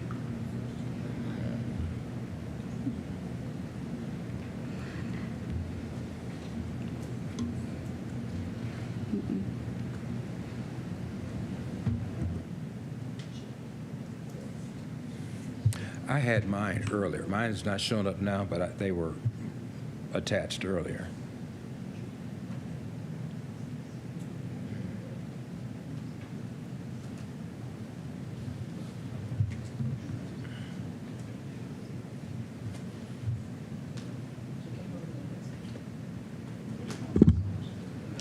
So if the full board can't see the minutes, then we'll have to look into the technology issue and move these to the next meeting. Do we need to vote on that? So we have to vote to table approval of the previous meeting minutes. And we'll entertain a motion. I make a motion that we table the minutes for this meeting until next meeting. It has been moved by Mr. Alexander to move this item to our next meeting. Is there a second? I'll second. Seconded by Member Hall. Is there any discussion? Seeing none, roll call, please. Dr. Thompson? Reverend Harrison. Yes. Dr. Molinar. Yes. Mrs. Sykes. Yes. Mr. Alexander. Yes. Ms. Autry. Yes. Ms. Hall. Yes. Motion carries 6-0 to table and put on the December agenda. Thank you. And next, we have our personnel recommendations. Dr. Robinson? Thank you, President Autry. I wish to recommend the approval of the personnel recommendations presented in category 10 through 20, please. Thank you. Is there a motion to accept the personnel recommendations? I move to make a motion to accept the personnel recommendations. It has been moved by Member Hall. Is there a second? Second. It's been seconded by Member Alexander. Is there any discussion on personnel recommendations? Member Hall. Thank you, Madam President. I noticed, and I think I notice every meeting, our retirements and our resignations. We have about 15. Do we plan to replace these jobs, or do we plan to just keep them, like, are we doing away with a lot of these positions, or do we plan on rehiring people to fulfill these positions that they're retired in or resigned in. Where are you referring to the? I'm just referring to, I guess, page 60, retired 10, recommendations, professional staff and administration, where we have retirements. And then throughout our agenda, we have more retirements in other places. Right. But, yeah, so I'm just wondering, are we replacing these positions or? I mean, it depends on the position, but when you're talking about teachers, this is at the end of the 25. This is when we end this school year. But they've notified us before the end of this year that they're going to retire, because there's an adjustment with their retirement when they do that in advance. Yeah. But there's two that's in November, though, of this year. So those positions, we would need to look at those positions to determine if those are going to be replaced or not. In some cases, they may be. In some cases, maybe. It just depends. More than likely, because it's a teaching position, it probably is going to be. But we would have to look at those. We're going to have some attrition, so that's going to, in some of these cases, so we're looking at things by case basis as we move forward. And just as a follow-up, when we do that, and you know, we hire new people or new teachers or whatever it is, and you put it in the agenda, will it then continue to read replacement?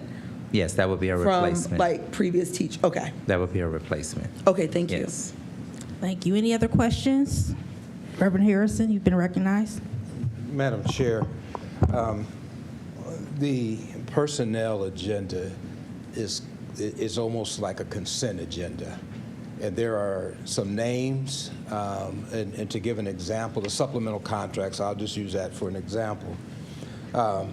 There's 3 or 4 pages of names, and I have some questions on that.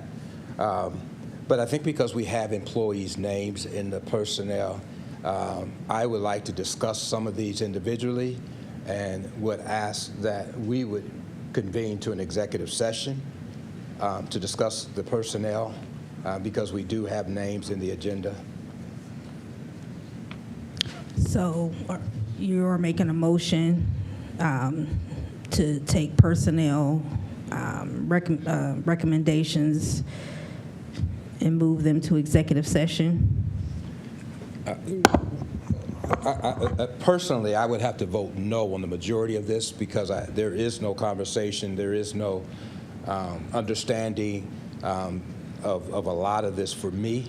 And I know it's been done as a matter of routine, but also there's a lot of personnel recommendations and a lot of supplemental contracts that I think we need to discuss in greater detail.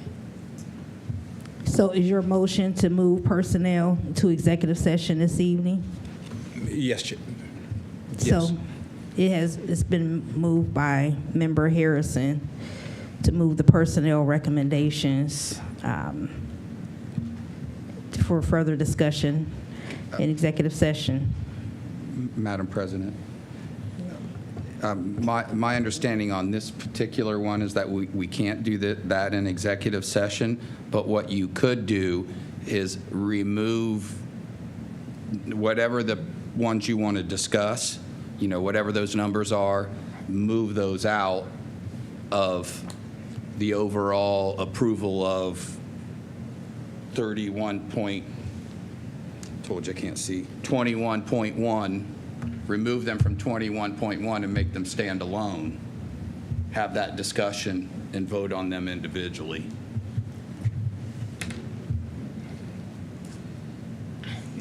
Well, I would ask that they be presented individually. And so we're making this a consent agenda for the benefit of time or, and so if we're going to make it a consent agenda, if we have to take the task of removing them, then it should not be presented as a consent agenda. And I think we come back to this place where we're at board meetings and we don't have the benefit of conversation first. And so if it's presented as a consent agenda, we either stand to say no to everything, or, so I think I don't know the solution, but I know more conversation is needed, and we can't present this as a consent agenda if we don't want to take it as a consent agenda for everything. So just for clarification, this is personnel. This is not the consent agenda.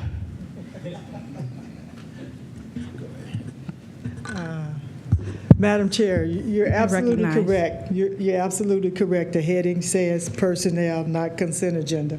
However, I think that what Member Harrison is saying is that, but it is serving as a consent agenda because we're not talking about the individual items, we're voting as a whole. So if the superintendent had indicated he wants to start at this item and discuss what each one of these items are, then that's the agenda. But when he asked that we approve item something all the way through item 20, then it does become a consent agenda, actually, because we're consenting to all of these items that's under this heading. And I would agree with Member Harrison. And the other reason why it's important is because we are still looking at our 5-year forecast. And employment, as you know, is at least 80% of the budget. And so if we're not having ongoing discussions about what's happening with these positions, as Member Hall asked, what is going to happen when a person resigns or retires? Are we going to replace that? So we have not had that discussion. Now, I do not want to be the day-to-day administrator. I know what that feels like. I don't want to do that. But as responsible board members, we do need to have some concept in our mind what we're doing. What are we doing? When are we replacing individuals? When are we not replacing individuals?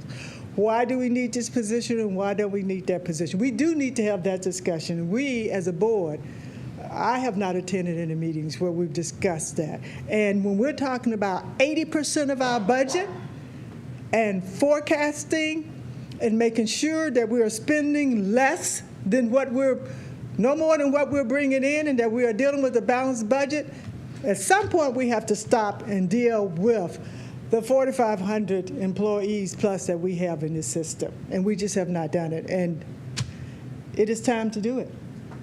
So I would agree. If in fact the motion on the floor is to approve items something through something, then my vote would also be no. So there was a secondary motion by Member Harrison.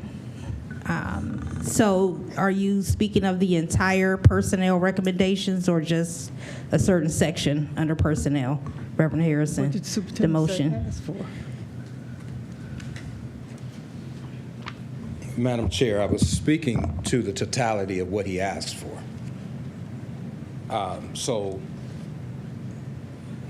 The entire personnel, or there's different sections of it? I would again say we can go through it one by one, if that is. At some point, again, we have to have the conversation.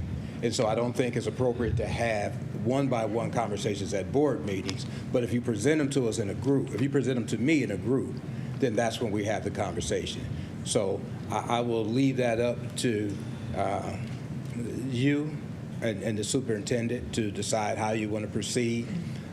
But if we are going to put this 10 through 20, then I would have to vote no. Question. So I get an understanding. We're not talking about all the personnel. We're talking about the supplemental contracts. Is that what we're talking about? I was talking about 10 through 20. 10 through 20. Go back up there. So the entire personnel recommendations. As presented, yes. Okay, so that would include the supplemental contracts. Yeah, that would include everything. I was using the supplemental contracts as an example because I didn't want to call anyone's name out. Right. So I was just using that as an example.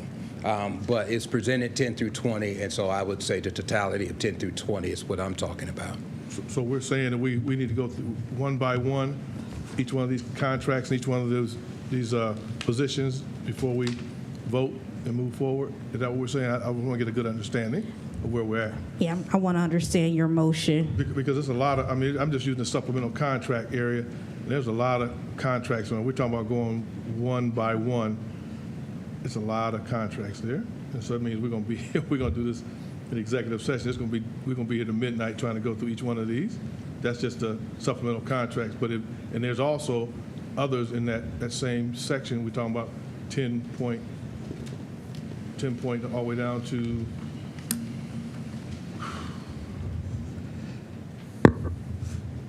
all the way down to 19.3 at least. That's all personnel. So I would certainly yield to a better ideal. Yeah, I guess. Is there a question about an individual, and I'm sorry, Go ahead. about an individual or a certain position? Because I know we can't, I guess, talk about I'm going to personnel refrain publicly. from pulling out an individual name. I think, again, as we talked about vendor contracts, to isolate a person or to isolate a vendor is unfair because it becomes personal to a person or a vendor. But as it is presented, 10 through 20, how many people does that cover? So let's say for a round number, it covers 50, 60 people, probably more. You're asking me to say yes or no to 60 people at one time, and I don't know the particulars of any of them. So are you wanting information about each individual person or what a position is? I just want to be clear. Because you can ask about any one of these categories unless it's a specific individual. Madam President, can't we, if there's specific that that Reverend Harrison wants to talk about, can't we talk about that one in executive session? Because I'm looking at, from my point of view, what I'm gathering is we're looking at all these, and if we're looking at all of them, that's just, as I said, the supplemental contract area is a ton, let alone the other in there as well. And it's just me personally, I can't speak for everyone else. I don't want to go through all of them. Because then, to me, I feel like I'm kind of bordering on micromanaging. I think the district and the superintendent, they don't know those things. If we have some questions, we could. If there's certain ones we need to pull out because we need questions, we can do that in an executive session, I would think. Madam Patterson, I withdraw my motion. Thank you. So it's already been moved, it's been seconded, we've had some discussions. Is there any further discussion on personnel? Dr. Molnar. I have a bit of discussion. First of all, I hear the concern. I agree with the concern about handling this as a consent agenda. I think as a board, at some point, and I look forward to on December 9th, perhaps, us looking at how we could find out about things and more information before meetings. In addition to that, I don't know legally the particulars on what items we can take out for executive session versus we have to discuss publicly. But that would be also a really important point of clarification because it sounded like we could not discuss all of the items in executive session. So that would be helpful. And then in addition to that, while I have my microphone on, I had already listed specific questions. 16, 2, 3, 4, and 5. Are these new positions from the general fund? Are of those 4 sections, those 4 numbers, are those new positions out of the general fund? Where are you talking about, Dr. Molina? Which section are you referring to? 16, In the 2, 3, agenda, 4, 16.2, 16.3, 16.4, Well, and 16.5. I mean, some could be, some may not be at all. I don't know unless you tell me specifically, Then then I'll I need could to kind of go through those sections. Vote no on 16, 2, 3, Well, 4, and I'm 5 just- because we don't know if they're new or from the general fund. I'm just asking because otherwise I can't really adequately answer your question. So if you tell me which section you wanted to talk about, I could go through those with you. And some things I can discuss, some things I can't, because some of those, in terms of the contracts, those are contractual. And when you talk about the supplemental contracts, those are union contracts, a part of the union contract that they're getting those supplementals. But I could go through some of these things now. If you tell me if you want me to go through each section, I can do what I can do publicly.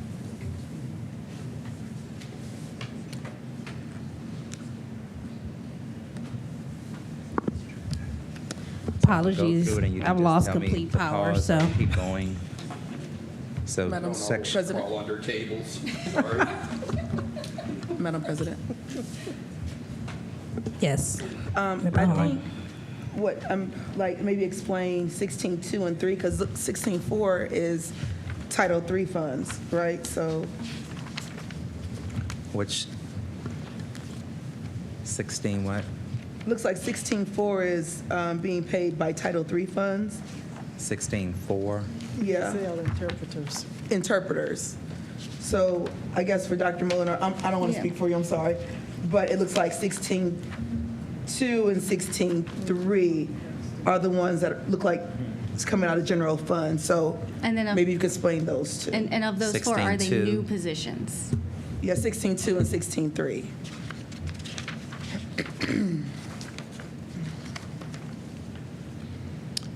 Okay. 16.2.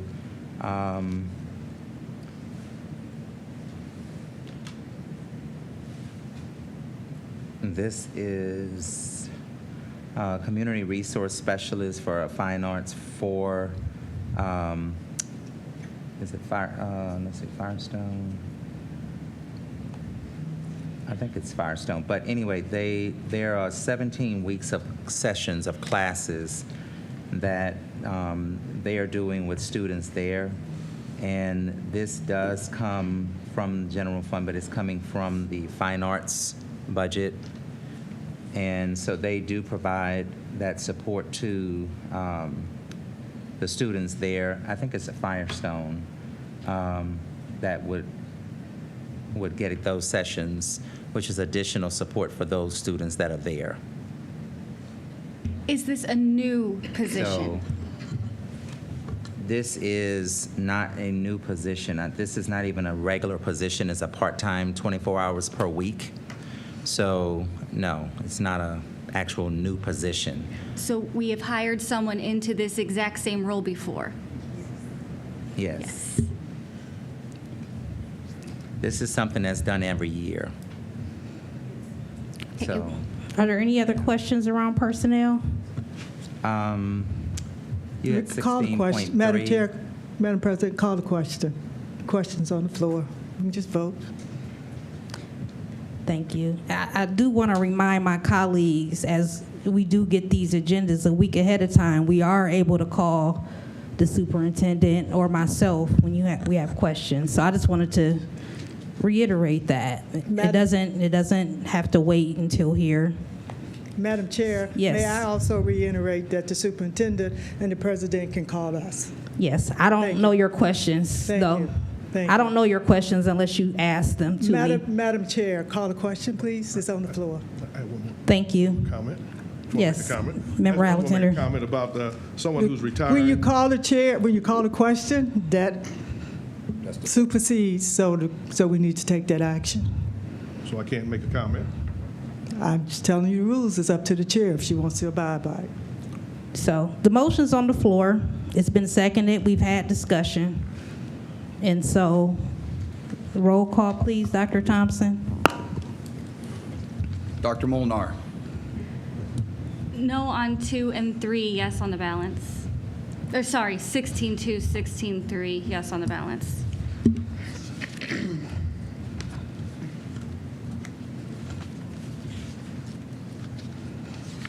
Mrs. Sykes. No. Mr. Alexander. Yes. Miss Autry. Yes. Miss Hall. Yes. Reverend Harrison. No.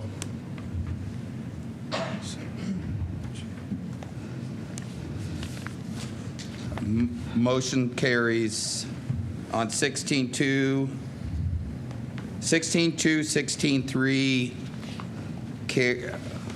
it's 3-3, which means it does not pass. It's not approved. Then the balance passes. No, the balance is 3-3. No, the balance passes 4-2. Thank you. So the two that we have to go back and look at are, at some point or another, is 16-2, 16-3 would be the two that do not pass. The rest carry. Thank you. Mr. Alexander? Yes, I do want to say that I know there's a lot of discussion going on there, but I still should have been able to make the comment. I'll let it go this time, but next time I will be stating the comment that I wanted to make. State your comment, Mr. Alexander. Okay. I just want to say there's someone who is retiring. He's had 42 years here. Is Jerry in duplication. He's done a good job for the district. He's done a good job for the community. He's going to be missed, that he is going to be gone down there. And so I want to congratulate him on his 40-plus years of service here at APS. Thank you.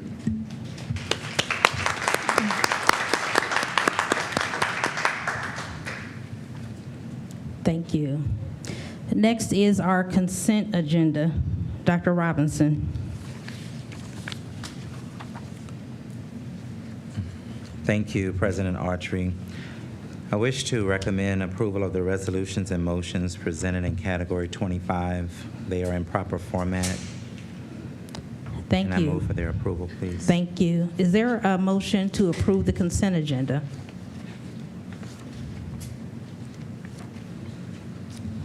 So moved. It has been moved by Mr. Alexander. Is there a second? Second. It's been seconded by Dr. Molnar. Is there any discussion? Seeing none, roll call, please. Dr. Thompson. Dr. Molnar, Yes. Mrs. Sykes, Yes. Mr. Alexander, Yes. Ms. Autry, Yes. Ms. Hall, I abstain on 25. I abstain on 25.1, and yes to everything else. Reverend Harrison. Yes. Motion carries 6-0 with a carry of 5-0 with one abstention on 25.1. Thank you. Next is our business affairs recommendations. Dr. Robinson. Thank you, President Archery. I would like to I'd like to recommend approval of the business affairs recommendations presented in Category 27. Thank you. Is there a motion to approve business affairs recommendations? So moved. It has been moved by Dr. Molnar. Is there a second? Second. It's been seconded by Mr. Alexander. Is there any discussion? Madam President? Member Sykes, you've been recognized. Yes. On item 27.3, Bridgestone Retail Operations Incorporation Agreement, just would kind of like to just talk a little bit about that. If someone would just give us a little information, I think it's just something to celebrate. And if we would just kind of talk a little bit about what's happening there, that's with the CLCs. Is she? While she's coming up, Mrs. Sykes, that is a renewal, which, first of all, excited about the partnership with Bridgestone. Yes. If you haven't had a chance, please go by East and see the great work that they do. It is an actual store that you could actually, our kids, it's one of their Bridgestone stores that they have in our building, and it's a renewal, a part of our college and career academies. But Dr. Kaber may have some additional information if she wants to add. Just a continuation, that's all, just talk about that. Hello, good afternoon, or good evening, Board. Dr. Robinson just gave the explanation. This is the renewal of our partnership agreement with Bridgestone as one of our partners for the College and Career Academies at ECLC. It's a continuation of the agreement that we already have in place. Thank you. Member Hall? That's fine if that's all you want to say. Thank you, Madam President. That's exciting, but I also wanted to ask, because the students are learning all of these different skills, is this open to the public to be able to go and maybe get their cars worked on, tires changed, purchase tires there? So you would go through that particular store. There are things that they can do, even though it is a Bridgestone office. There are things that they can do and things that they aren't able to do in a regular Bridgestone office. But yes, you can go there and receive services. You do have to call and make an appointment and go, but you could always, I encourage our families to go and allow our children to have that experience. And then just as a follow-up, I'm sorry, do our students, or does any money come back into the district from that?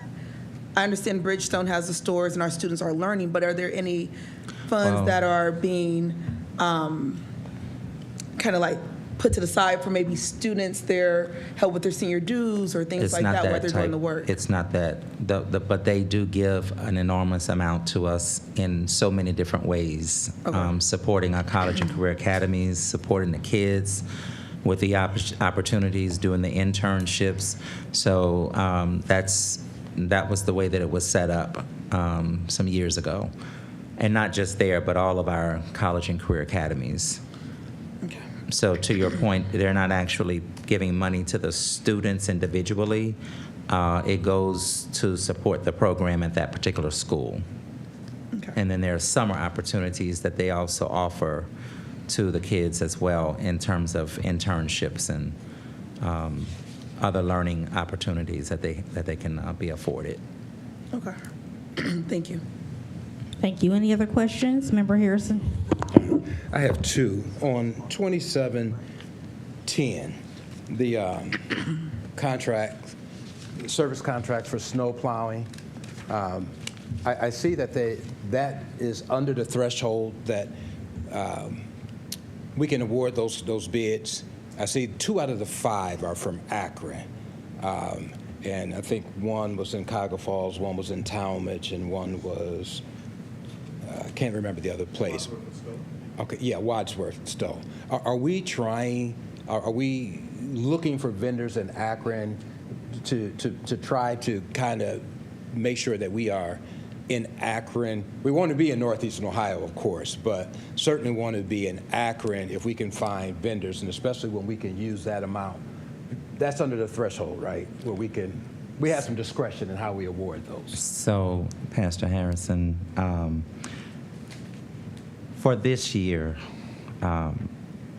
in preparation for next year and thereafter, I have asked for these opportunities to be posted so that people can have the opportunity to, first of all, know that we have these opportunities and they can apply based on the qualifications that they have to have in order to be able to, because you have to have certain criteria and licensure and all that type of thing. But I have asked for, as we move forward into the next year, that we would do these things early and put it out there on our website so that people can apply and have the opportunity to receive these opportunities. But in this case here, no, sir. To your point, that was not done. These are the normal vendors that we've been using over the last few years, but I have asked for moving forward.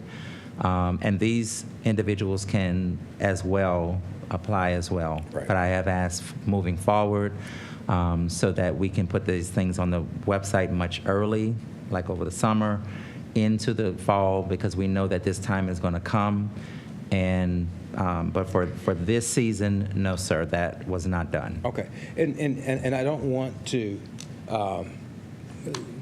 disregard our prior vendors. We certainly appreciate the work that they have done. I just want to make sure that we are being intentional about where Akron Public Schools money goes. Yes. And opportunities. Yes, so I would just ask that we would really be intentional about that.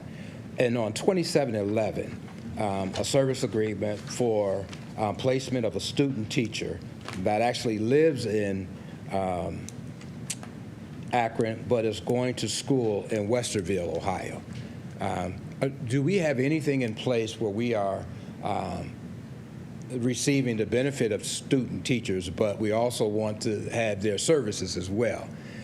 So we don't want to be, for lack of any other word, a training ground to train teachers and then they go somewhere else. So do we have any incentives in place when we have student teachers in the district we can look at them first or they can look at us first? We do.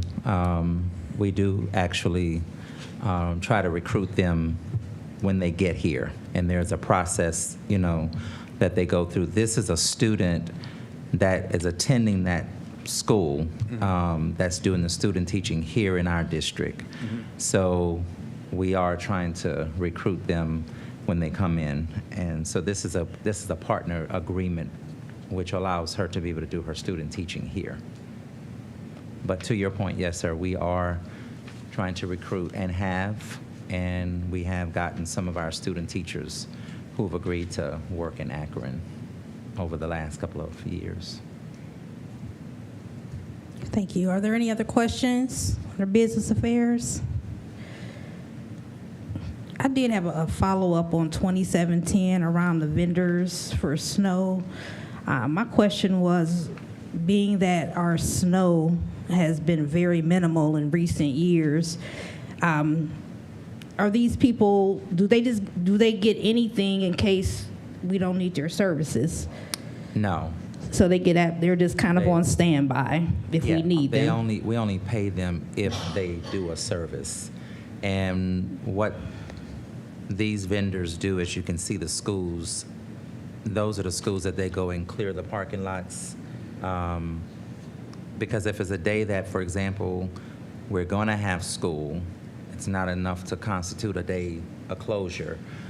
They will have already been there to clear those parking lots, and they also do some of the preparation work if we need them to, but normally that's done through our folks who will go and do the icing, the de-icing and all of those things.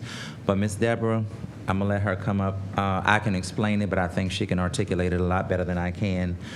But our folks work in conjunction with these vendors.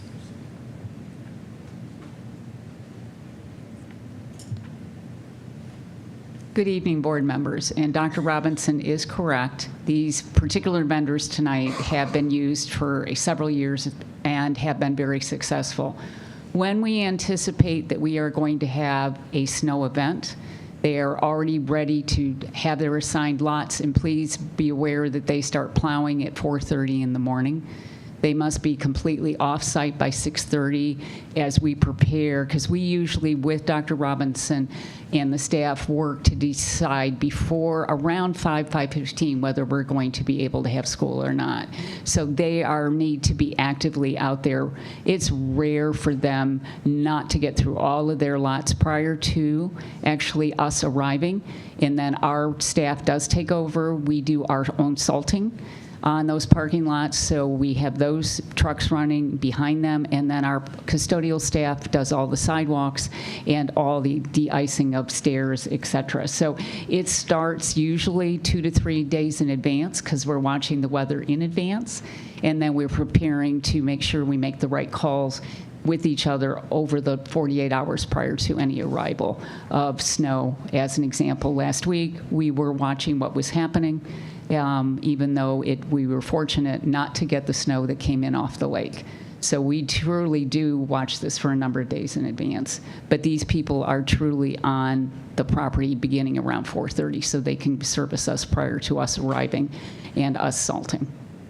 I hope that helps. Thank you. Thank you. Any other questions? Seeing none, roll call, please, Dr. Thompson. Mrs. Sykes. Sorry, Mrs. Sykes.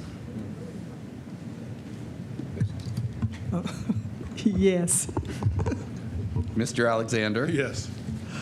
Miss Autry. Yes. Miss Hall. Yes. Reverend Harrison. Yes. Dr. Molnar. Yes. Motion carries 6-0. Thank you. And moving on, there is no unfinished business. Is there any new business before this board? Seeing none, there is a need to recess into executive session pursuant to Ohio Revised Code 121.22G1 for the purpose of considering the employment of a public employee or official of the school district. Is there a motion, please? So moved. It has been moved by Member Alexander. Is there a second? I'll second. Second by Member Hall. Is there any discussion? Madam President, so may I? So we had originally asked that items be sent to executive session to discuss because they were personnel items. And so there's been some discussion, so could someone just explain why we could not do that?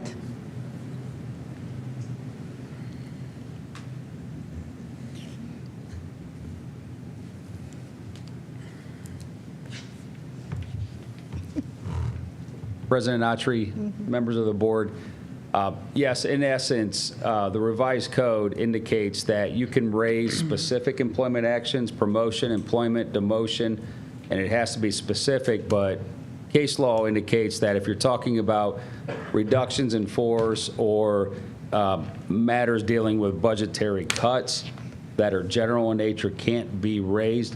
So as long as it's specific as to an employee, you can go under G1. That help you out? Madam Chair, I'm not an attorney, and you don't want me to try to be one. So that's why I'm asking the question, because it seems as if the language that we're going into executive session would cover what we were talking about. As long as you enter into executive session on specific employment individuals, in other words, the employment of a specific individual, yes, that is fine. You can go into executive session under G1, the revised code. But don't walk away yet, lawyer. Do you need to be recognized, Mr. Thompson? I'm Dr. labor Thompson? director, number one. Not a lawyer, I'm labor director. My question is that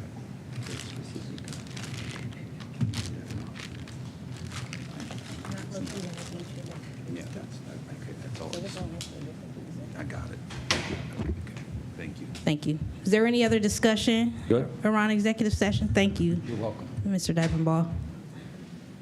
Yes. I have a question then. I thought we were going to executive session to discuss what may or may not be cut. Does that mean when we come back from executive session, we will not have this information?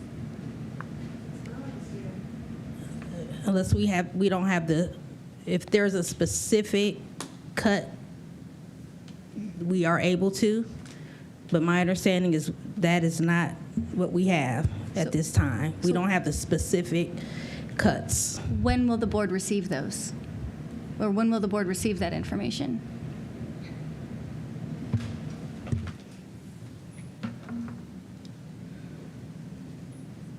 Madam President, may I speak Yes, to Mr. that? Dyvenbaugh. So when you talk about, we can't go in and speak about the aggregate. We have union contracts, and each contract's different. We have notices that we have to send to particular individuals, and we meet with the union representatives. So you can discuss specific individuals in executive session, but a plan or a general budget reduction must be discussed in open session. So when will the board receive that? So that I don't know. So we are not able to provide for public consumption before we have notified employees and met with union leaders around specific union groups that we have. We have to go through that process so that we don't get ourselves in legal issues. So it would behoove us not to have provided that because we have not had an opportunity to even meet with those unions. Mr. Superintendent, that's what you need to do. What I need to do is vote on this. When will I receive the information that I need to vote on this? I'm aware of what I need to do, but I can't give it to you tonight. Madam Chair. Thank you. Member Harrison. Thank you, Madam Chair. Madam Chair, one of the things that I certainly want to do is respect the time of the fellow board members. I want to respect the confidence of the community, and I want to maintain my integrity. I was hoping that we could have this conversation, but it does not seem like we're going to be able to have this conversation. It's disturbing. It's disturbing, and I sent an email to the superintendent this morning asking him to send a copy of the budget. We received a copy of the budget, and this is for the public consumption at this point. We received a copy of this plan Friday at 5 o'clock, a locked document that we could not print, we could not make notes on, and it came in an email that said the email would dissolve November 29th.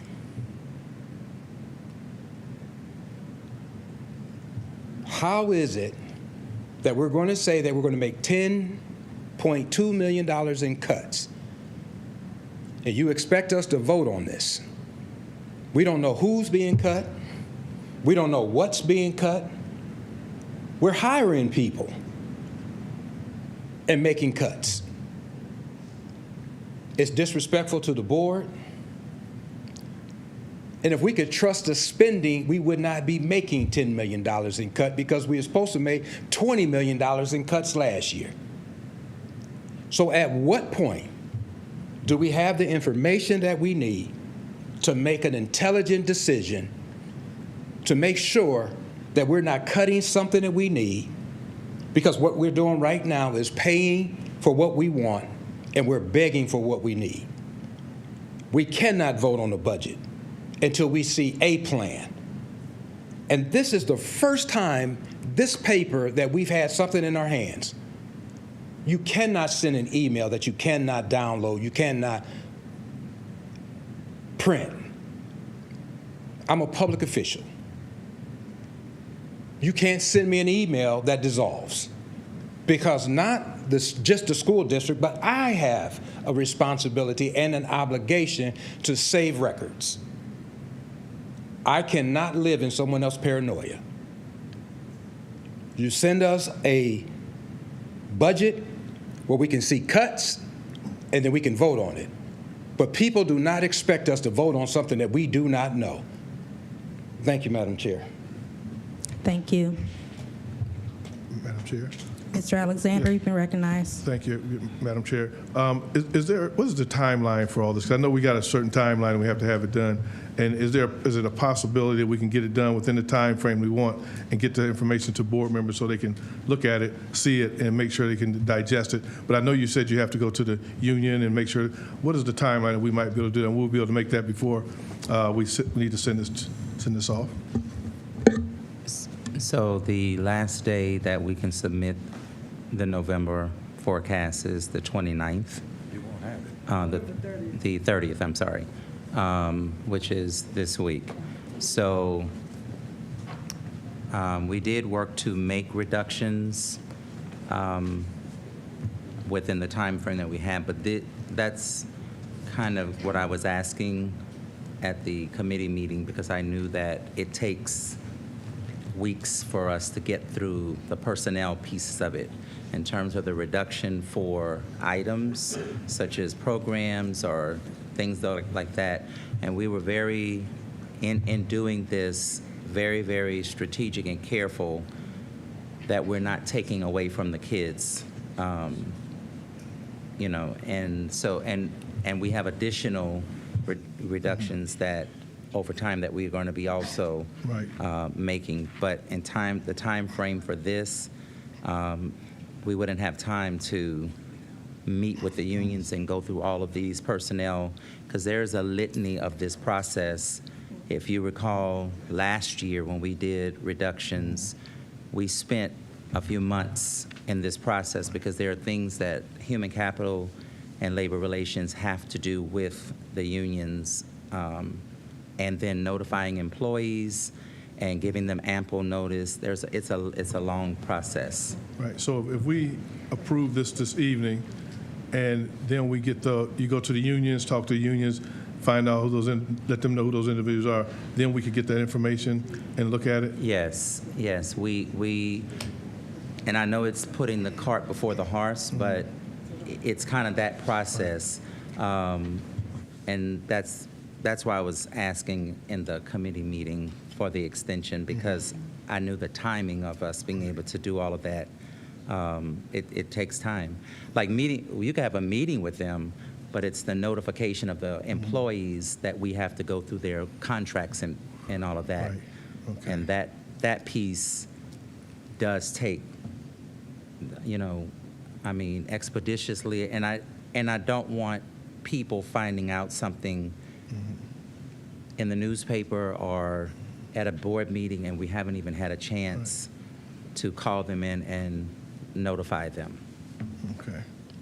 And we have been working on this stuff daily to make sure that we met the threshold amount for now. Right. So we'll be okay if we proved it, sent it down, and then you get with the unions and those individuals who may be getting cut, and then get it to us? So this is certainly not the way that I would want to do this. I would have liked to be able to give you everything at one time so that, to your point, Pastor Harrison, you are able to vote and know what you're voting for. But given the time that we were given to get this done, trying to do all of that procedural stuff and provide this data information, it just was not humanly possible for us to be able to do that. Okay. And so moving forward, this wasn't the same process we had last time, so moving forward, then I will at least know what is expected, but moving forward, we can do that. Today, I can't give you that information. Right. Understood. Now, we can do it, but unfortunately, I don't think that would be in our favor. And so I don't want to see us as a Board of Education in any type of legal trouble. I understand and that, I don't want to create problems for the board as well. Okay, thank you.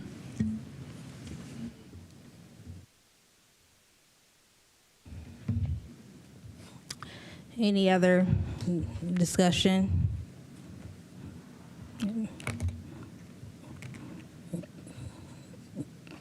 Seeing none? Well, what's on the table is recessing into executive session, for which we had a different item outside of what was asked for. Roll call, please, Dr. Thompson. Mr. Alexander. Yes. Ms. Autry. Yes. Ms. Hall. Yes. Reverend Harrison. Yes. Dr. Molinar. Yes. Mrs. Sykes. Yes. Motion carries 6-0.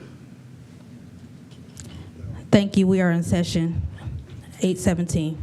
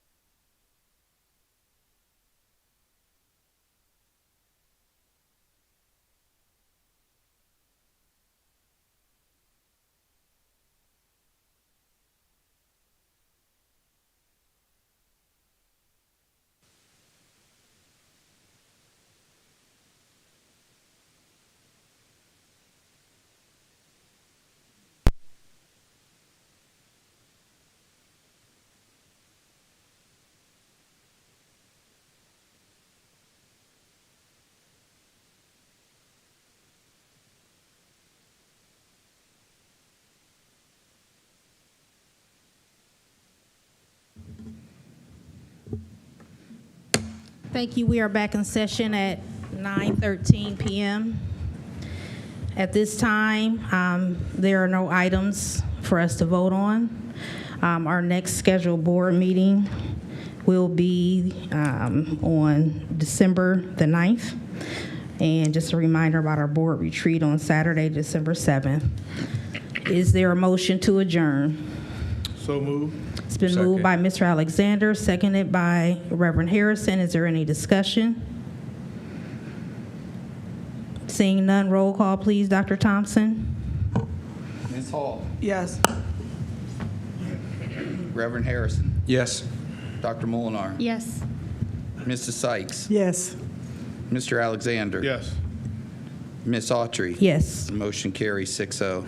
We stand in adjournment at 9:14.